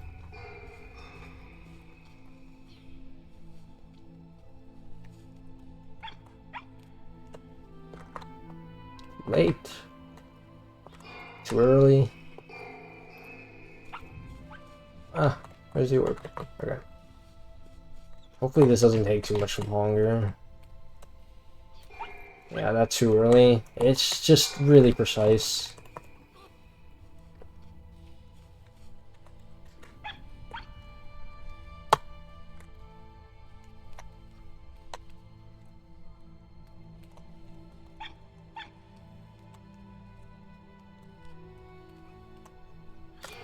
Nope. Oh, no, I was at a bad angle. Even if you get it up and it's going really fast, you won't be able to pick it up. It has to be such a tight and specific angle. I think that happened because I was angled too much to the right, so it didn't have as much bounce. So that's why you want to aim more at the crease. Too early. I never failed it this much. Of course, it happens in the guide. Right there, I aimed it too much to the right again. So we got that up, but too quickly. So.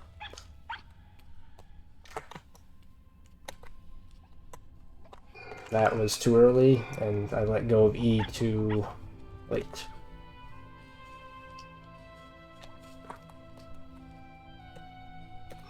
Should get enough. There we go. And we got it up. Alright, I won't do that again, but normally how it looks in a run, I don't normally get it to barely bounce like that. That's more optimal, but I normally get it like the high bounce up to the wall, but it slows down. It's just a really tight angle. I mean, you probably would have to look at like the current record for the angle. I wouldn't recommend it unless you're going for record.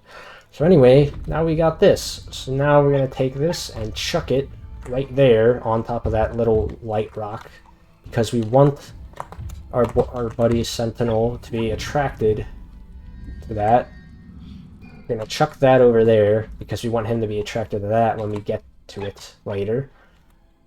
And now, instead of having the skull from the puzzle, or the climb after, what we're going to do is we're going to take this orb, and while our buddy is standing on this pressure plate, we're kind of be on a time limit to get up these stairs in the most optimal way to get up to this kind of moving pedestal, to place it on a pedestal, and then continue on. So just kind of want to start going, don't stop, aim, be very right side of the staircases. That barely missed it because I hit into the pedestal. You see how tight it can be, and you see if you throw the second orb at the position that I did, he will be attracted to it. If you throw it more towards the pressure plate, he won't be attracted to it, so you gotta throw it a little bit off. Sadly, you gotta have to move it. There's no way to get a trip there. You're gonna have to land on your butt. So now we just re-grab it, come here, wait until he's fully attracted, and when he starts moving, shout so that he stays for a little bit, so that he can start walking back to the original. He's originally attracted to that pressure plate. And then we got this bridge forming, and then right with the mouse, if you're on PC, and the keys. And then from right here, instead of going straight, we can avoid a butt landing with a trip onto the stairs. And then we just jump, watch out for a couple of verticals there, kind of have to delay some stuff. And then call the big orb. And that gets us a bunch of new friends. So yeah, I apologize for that taking so long. I haven't messed it up like that since coming back. I just came back to this game like 2 weeks ago. I've had my breaks here and there. I originally played the game and ran the game when it came out for the first few months. Came back when there was a discovery, which was actually that climb skip discovery in 2019, and then after just over 3 years, I've come back because I know how much more potential with this run there could be, and with all the other categories, 100% and no major skips. So I have already destroyed the no major skips record out of the water, and I plan to do the same with the 100% category. And I know I can get a low 101 without loads, or even a high 1 flat in this category. But yeah, I've taken my long breaks to do other things and come back every now and then, but since coming back in the last 2 weeks since the time of this upload, I've found so many different things. If you ever go into the Discord, into the Finds channel, I've found many more small strats than I ever did in 5 years of playing this game. Just in 2 weeks. Alright. Just like before, be a bit more to the middle of the stairs, not entirely to the right, so you can avoid those vertical jumps. And we're going on to the 4th and last level that matters. The final level is really an auto-scroller.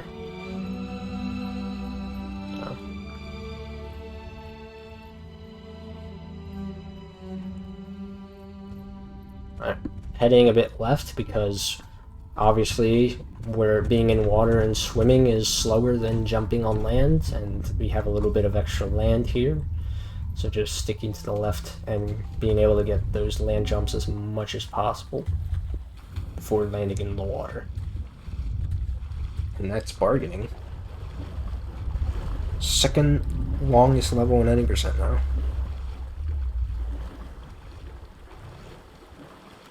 Yep. Because normally it is the longest if you do everything intendedly and whatnot. Right here, this memory, just hold forward.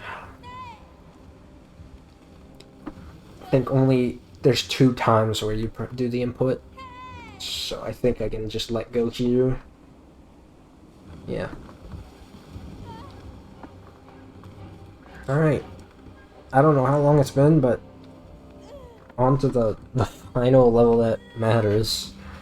And just like Denial, there's a lot of mini strats that save a little bit at a time. So, just like Denial. So, just because this level and Denial don't have humongous skips and just a lot of like free movement, they both are the levels with the most potential for other time saves. Anger is practically maxed out. Can't see any way that's getting any better. Same with bargaining. Maybe someone finds something that can save a little bit of time in some part. Maybe the first, I have no clue. But really, it's just Depression and Denial have the most potential for this category.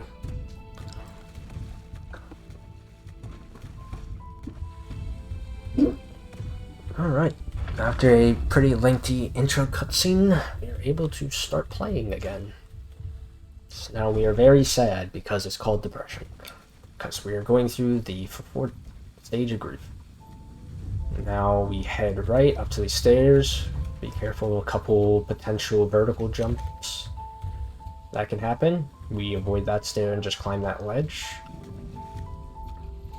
Right here, take some jumps slow because there's a spot like right there where you can get a vertical jump. And then avoiding these stairs, we can just jump up on this, kind of try not to do a climb like that. Don't jump too early. Kind of do a jump there, and then instead of jumping to get a climb there, you don't have to do that. You can just go up here with the quicker climb, because the auto climbs are faster than the manual climbs. So you just kind of walk up there and it will automatically climb for you. Alright. Now we have another trick here that is kind of precise. Saves 16 seconds, I think. So right to the right of these stairs is like is a cutscene trigger that shows us a cutscene of sad shades are passing by us, which normally it would be sucking our souls, but everyone's depressed in this level. So normally the developers had this cutscene. They wanted to have us go across the entire set of stairs here, but there's such a little gap that we can just make it across without activating the cutscene trigger, and hopefully I don't mess it up. If I do, I'm sorry. Just go look at a record run, which will normally have it. But it's very precise, because the angle I'm at right now, aiming here, should work. I could potentially fall off if I'm a bit too much right or too much left, and then right here is too much right, and I will hit the trigger towards the top of the stairs. So it is pretty precise. So you just kind of want to like be on the brink of falling off to the left, really. So just being aimed at the left of the stairs, and then making it up, and you will avoid the cutscene trigger that is there.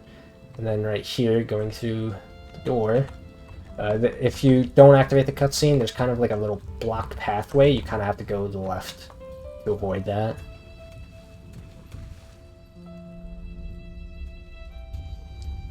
So now, let's continue on.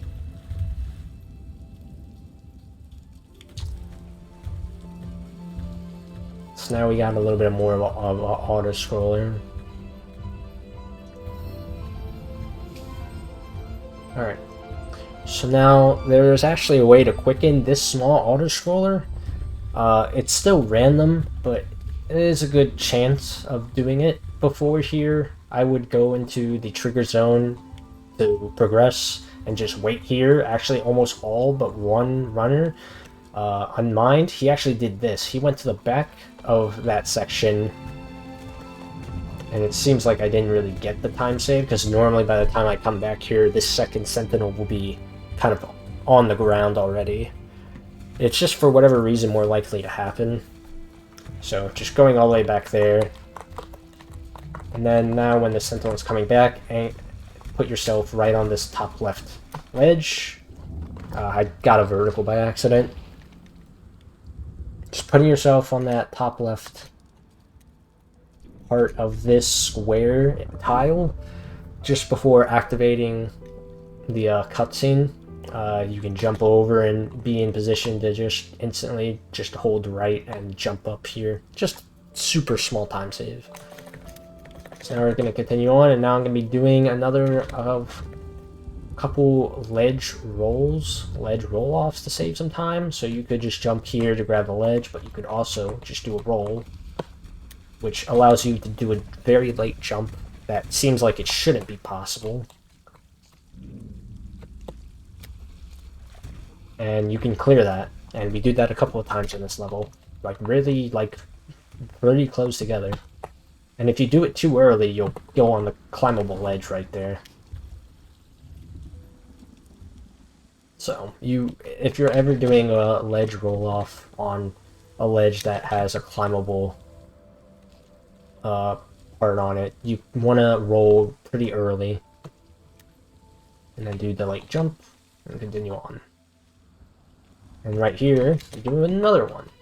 We climb onto this section, roll on down here, and we're going to avoid that ledge, and we're going to do another ledge roll off here. It's a bit harder to tell because the camera, but doing another one just allows us to get over there. Saves a little bit. And then we actually do another one to avoid this ledge. So, to get down onto this little bit of rock. And then right here, instead of taking this ledge to activate this cutscene with the fox, we're going to do a prop boost that you saw when I tried to do the water skip at the very beginning of the guide, at the very start of the first level.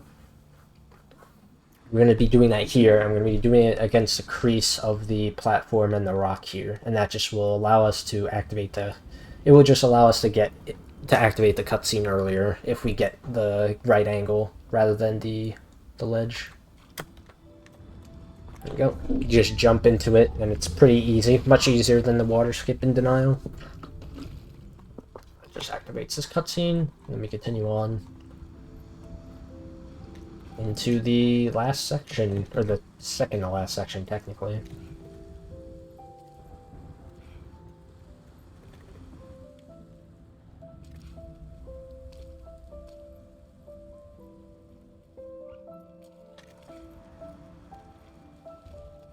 Just normal way, climbing.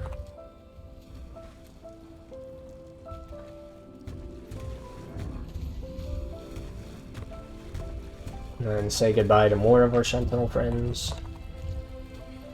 Cry about it.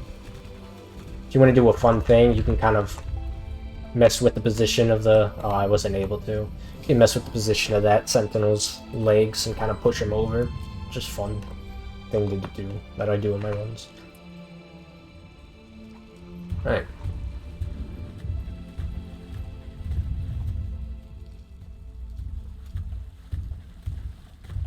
Now we enter this cutscene with the last Sentinel.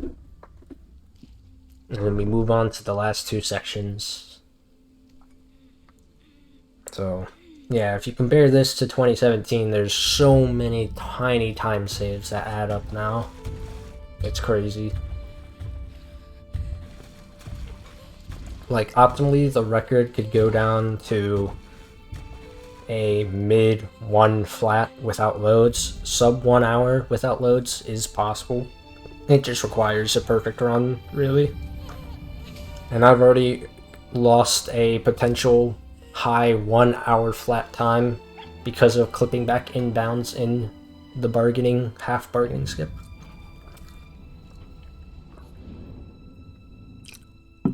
Alright. Now, we move on to the fox statues. Or, well, normal statues. Really. So jump over here, and then we do another ledge roll-off rather than going over here and jumping to avoid... Because normally you can just jump here, which I can actually just show right now. actually just jump here to avoid climbing that ledge, but there's a faster ledge roll version right there. Alright.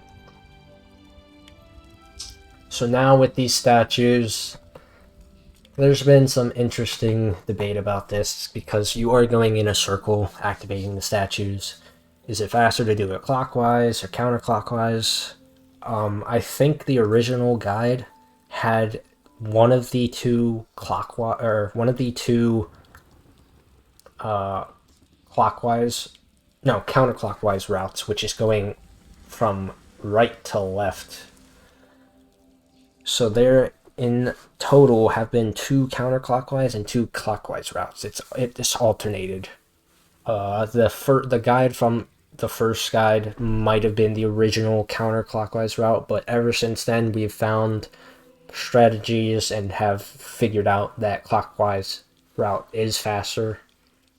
So going from left to right is faster, and we will also be reloading the checkpoint because it saves time on without loads from going from the final statue all the way back here to activate the cutscene. So first things first is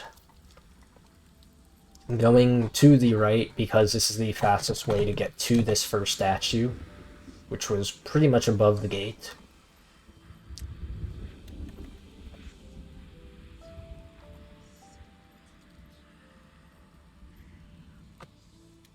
I accidentally pressed. I wanted to test this. I haven't tested this before, if this is faster in any way. Yeah, okay. I didn't know if you could get over with the ledge roll. I just wanted to test it. Just right here, you kind of have to wait until they're kind of glowing green before you can call on them.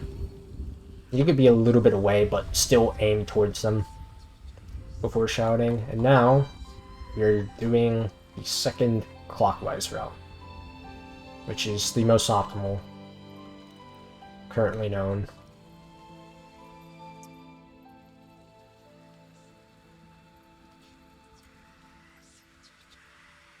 So you just avoid shades, try to take really good lines, break down this barrier.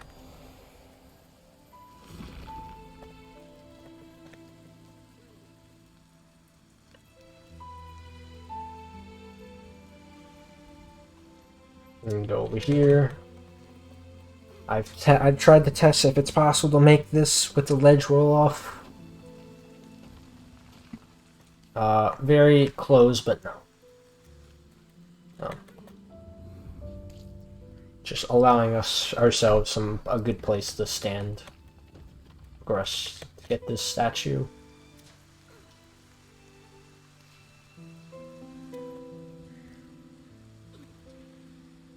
Alright, making it across here. And now I'm actually going to do another save state because I want to try to see if I can show this off. But there, as you saw from the other, like, barrier locks or whatever, there's small cutscenes with them where we can't move for a bit. Same with this one right here. But there's actually an insanely, ridiculously precise ledge roll mid-air jump strat here that you can skip the cutscene and save like 7 seconds. It is the only cutscene skip that I'm not going for in my runs. That and then water skip and denial. It's just too hard and not worth it. But I can try a couple of times and show it off, but it's like very precise because if I'm too close, I'll fall off. Too far away, I won't be able to have enough time to turn back in. Usually got it first try. See, too close and you just fall off. Normally you just hit the lock, but I just want to try this a couple of times. There we go. It is harder than it looks, but you can skip that lock. I will do this normally now. And then right here, you just wait after the cutscene comes back to you. I mistimed the jump because you can jump and just instantly grab onto the ledge that just spawns there. Alright, now here we got this, and we're going to do the strat 2 times, where you kind of land back onto the tower that we just climbed, so that we can avoid landing on our butt or free falling and respawning potentially, trying to get down So we're not going to get all the way down. We're just going to land back onto the kind of like obstacle here. The best way to do that is to be kind of further back behind the statue so that you have enough room to do the running shout and roll at the same time without grabbing onto the ledge here. So right here. Right here, I just jumped because I kind of want to be on this place right now. So then we just land back here, then we jump back on the obstacle because this saves us another like little cutscene skip because we can avoid opening that lock by climbing all the way back up here and getting on this rock, or not rock, I call everything a rock for some reason, this platform, and we just avoid that cutscene and that lock, and then we continue on. There's another potential ledge roll there that I haven't gotten to work at all, sadly. Feels like it should be able to, but it just doesn't. Alright, and the nice thing about the clockwise route is that it puts us into the start of the next pedestal right away rather than counterclockwise. So just going up here on these climbable platforms. So here's the final ledge rollout that we will do. It is to avoid climbing that ledge and just instantly grabbing onto the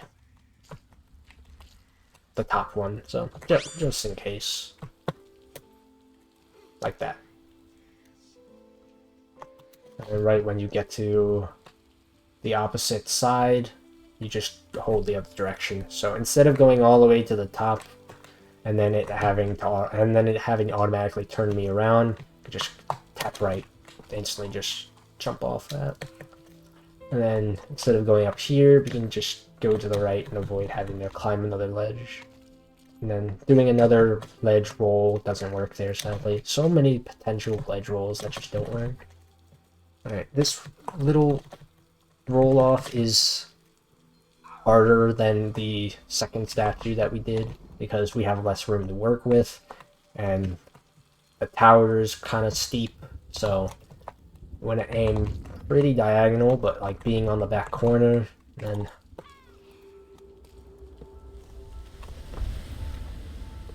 just being able to jump off.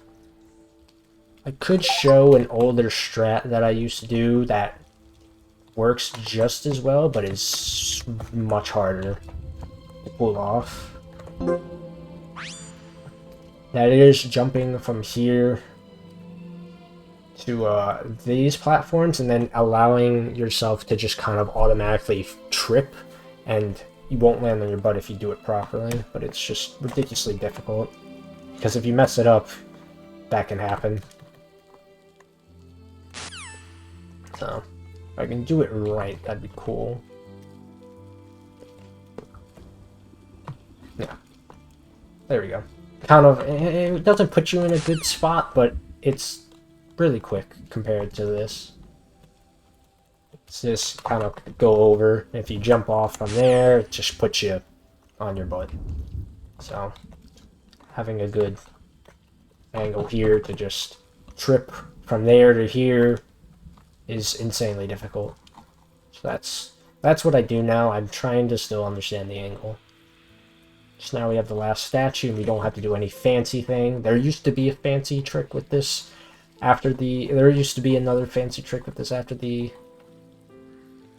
statue, but since then we don't do it because we can literally just save time on without loads by just reloading last checkpoint after getting, or after the fox statue, or not fox statue, the statue's kind of soul reaches the main statue. So we go up here, and another good thing about the clockwise route is that the next puzzle also puts us on the right side as well. So I guess that, on top of movement options, just allows us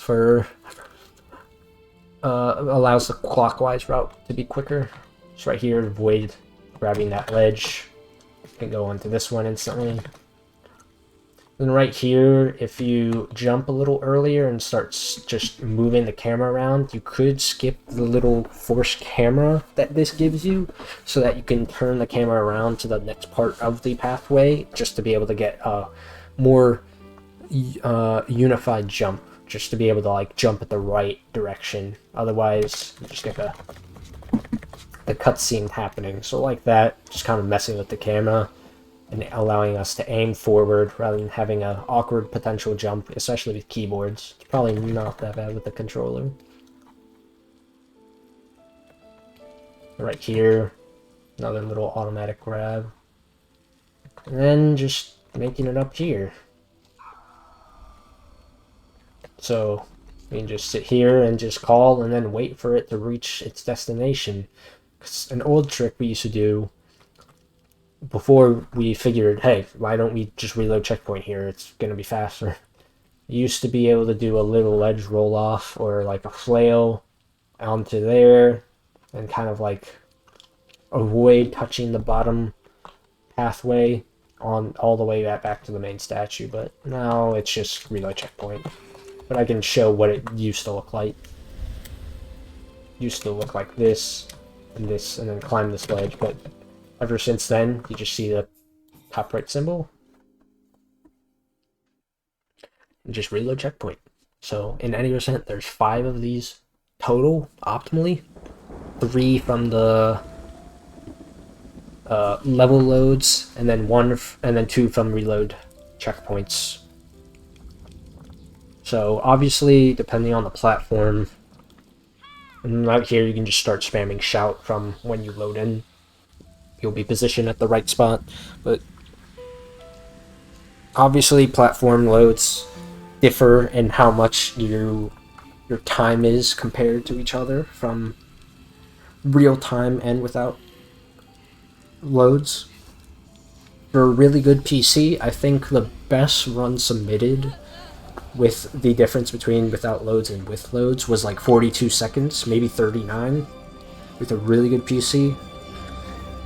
My PC currently is around the 1 minute to 1 minute 5 second range. And then by console, it's like PS, PlayStation 4, Xbox, Switch. I can't remember if the Switch was worse than the Xbox, but the Xbox loads were terrible when I ran it. Right here, you got Inu stuck in cement or whatever, and you just press a bunch of random buttons, or if you're on keyboard or mouse, just spam scroll, it does the job. Alright, now the last section, which has some crazy difficult final jump that I've been practicing and going for in runs. So now we have the chain section. Gotta let go of all the grief.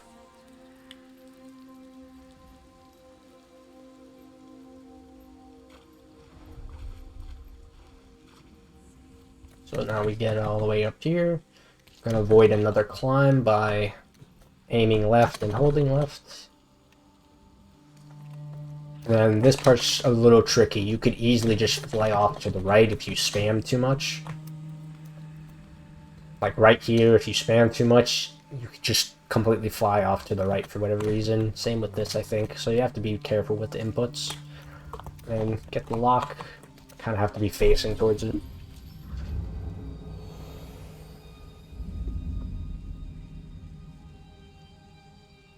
Alright, and now there's another climbing section. And the fastest way to get down, instead of climbing all the way back down, is we roll off here, land on here, and then just like the orb in Denial, we're gonna jump on this crying kid statue's head, and it's kind of like a solid landing platform. And all you just do is land on his head, and we avoid landing on our butt. So now we got some climbing. Now we kind of deviate a very tiny bit from the intended path. I can just, get up here real quick. Just right here, normally you're supposed to just climb this ledge, which you can if you want, or you could be risky and just take a jump there. It's really not a hard jump. And then right here, you're supposed to climb a ledge and then go from the outside back into the inside onto that platform. But there's a small time save that you're allowed to just kind of jump across. But it is hard. It is hard. So you have to kind of jump and kind of hold upright. be at a good position and just do it. And just land there barely. You can skip going all the way to the outside. Here we go. Alright. I'm going to do a save state because there's one final jump here that is potentially difficult. That I also use the keys digitally. You kind of want to use buffered inputs, which really only the keyboard is good for. So for console, don't even try it. For console with gamepad, don't even try this. It's really hard. So normally, you want to climb back down and then go all the way to the left. And how I originally did this with the climbing method is holding down right buffered from the cutscene, and then when I get the flail animation, I'm holding right and then starting to hold up, and that should land you on the bottom. You want to kind of be aimed at the top of the kind of like circular grabbable ledge on the bottom part, and that's kind of how I used to do it. So if I do it right, okay, I haven't done this in a long time, but I want to try to figure this out. Okay, it might have just been bottom. It might have been just downright the whole time. Until you go upright.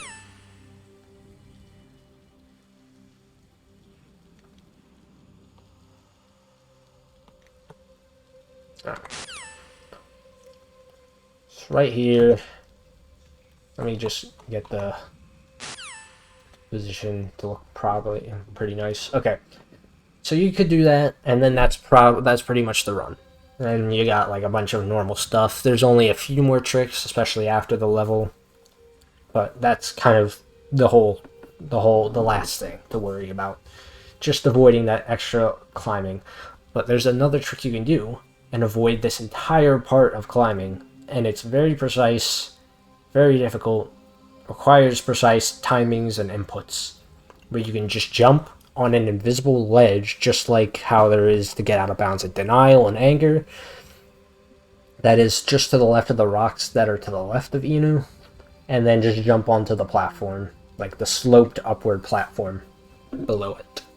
Very hard, but the inputs are just holding left until you get the flail animation, and then buffer the up left inputs, and then just kind of precisely time when you should start holding upright. Just go from up left to upright, and then landing on that invisible ledge, and then just spamming jump and holding forward. So this might take me a couple of tries, but I've been getting it recently, and I'm starting to add it in my runs.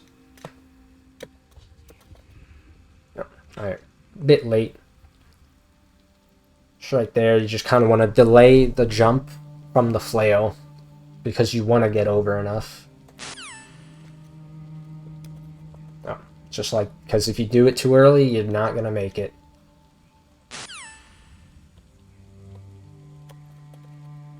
Right there. I was a bit too early, and I was holding a bit right. If I get onto that platform, all I have to do is hold up, and I should be able to land, but there is that potential to just lose a ton of time just because of that. Because you can also land down on a platform and have to climb all the way back up and lose all that time. Like right there, you can land on that platform and just lose all that time. And then just hold forward. A little bit unlucky. It's really difficult. See, holding upright too early just doesn't get you there. It's just all timings. It's just all timing and really difficult.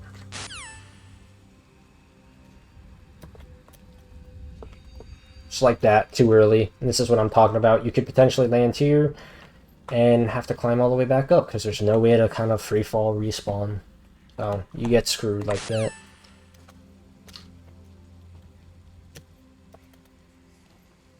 Yeah. Kind of like the later you delay your jump, that happens. Yep. I did it twice in a row. Really difficult. There's just so many of these small time saves that just save so little just for you to potentially lose so much, but that's how going fast in a video game works sometimes. Just too late on the upright input there. Right there should work. And then you just jump on that invisible ledge and land. And I'm not going to do that again. I'm going to continue on. Right here, you can actually avoid having to ledge grab up this, but after that I wouldn't care. I would grab it anyway. Alright, climb the last chain, jump a little bit. Right here you can't get vertical, you can only get vertical jumps, so I wouldn't up the second half of the chain. I would just do normal and then jump underneath the lock so that you jump into it and then activate the next part. And that's the chain section. There's only one small little trick to get to the end of the level here, and then after that it's just basically an auto-scroller level. And that will be the end of it.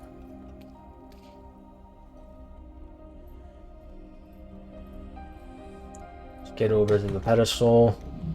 And then right here, when we're able to walk off, there'll be an invisible wall to the left. So we have to walk forward to get past it. So we walk a bit up left here, just so that we can just start instantly jumping down. And if you're getting too close to the wall, just go a bit down left. Another spot where much better for a gamepad. And then that just takes us with the cutscene all the way down.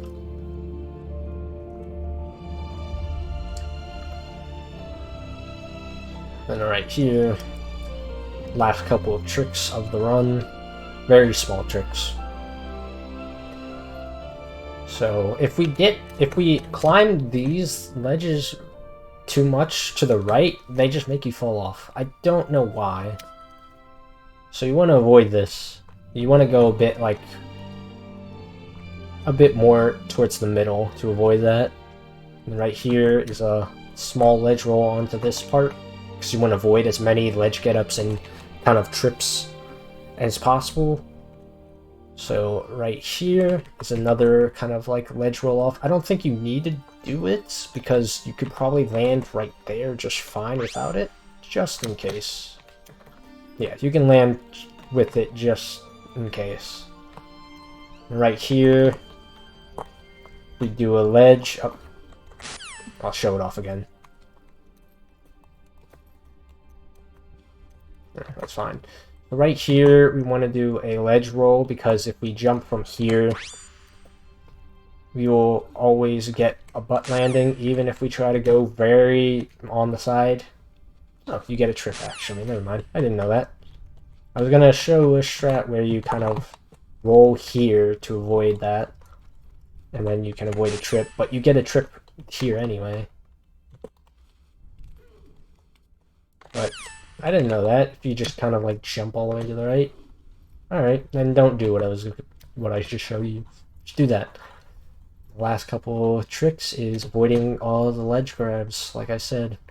Just jumping diagonally onto these things. And that's it.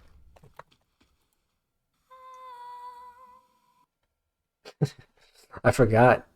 That's because his calls are kind of like dependent on like the level and like the situation. That was kind of like an angelic call. Right here is just another hold forward.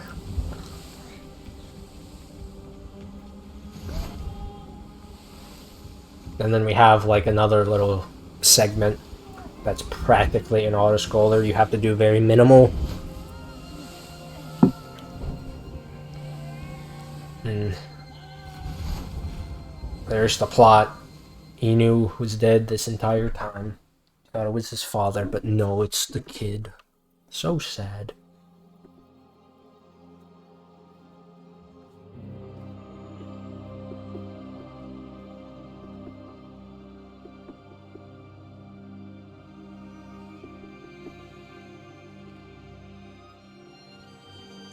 Alright, and then now we are in the last level, Acceptance, which is more or less an auto-scroller.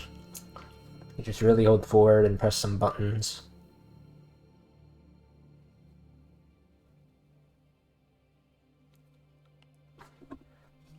Alright, so I guess while this is going on, I could say my goodbyes now. I don't think I'll keep the credits in this guide.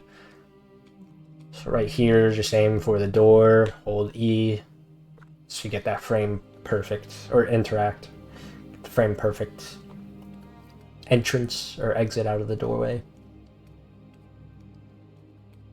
But yeah, I apologize if this is too long for an hour long, or this guide was too long for an hour long, you know, speedrun, because there's just so much in the last 5 years that was found, because the first guide was literally made, I think, a month after the game came out. And while there was a whole ton of stuff and a couple of people discovering stuff together, there's so many more smaller strategies that have been discovered since then. Especially in bargaining. Bargaining got cleared wide open, as you saw. So...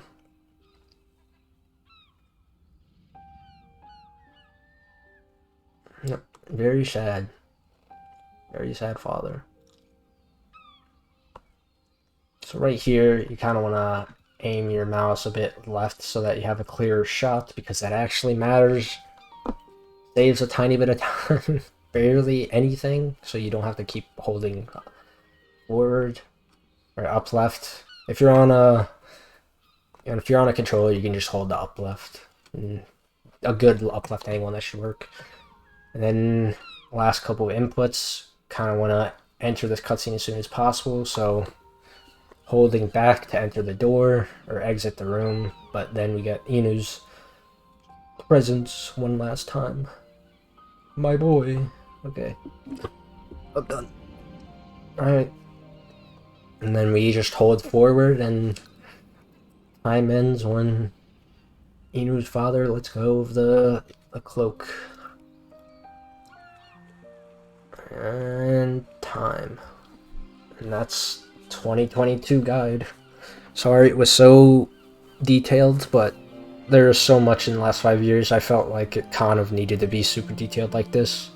Apologize for some tricks taking longer than normal, but hopefully this isn't that long of a guide.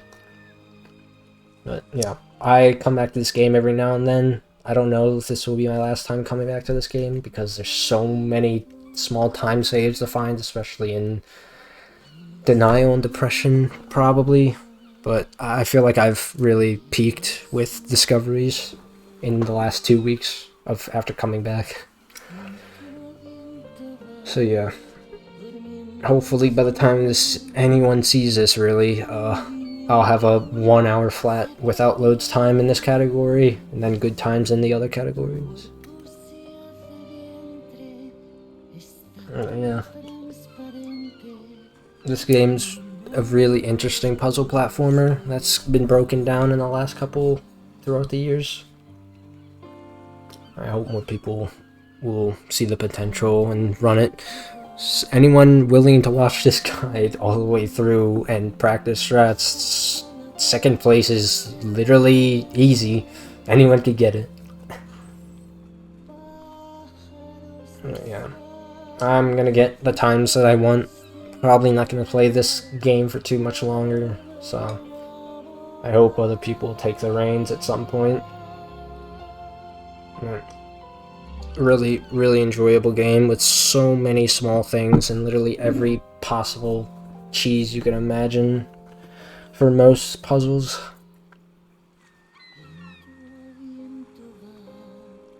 So, yeah, really fun speed game in my opinion. One of my very first. So...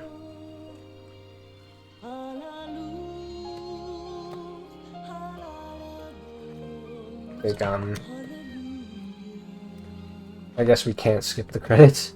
Oh, we done. Alright, well that was it. Thank you for watching.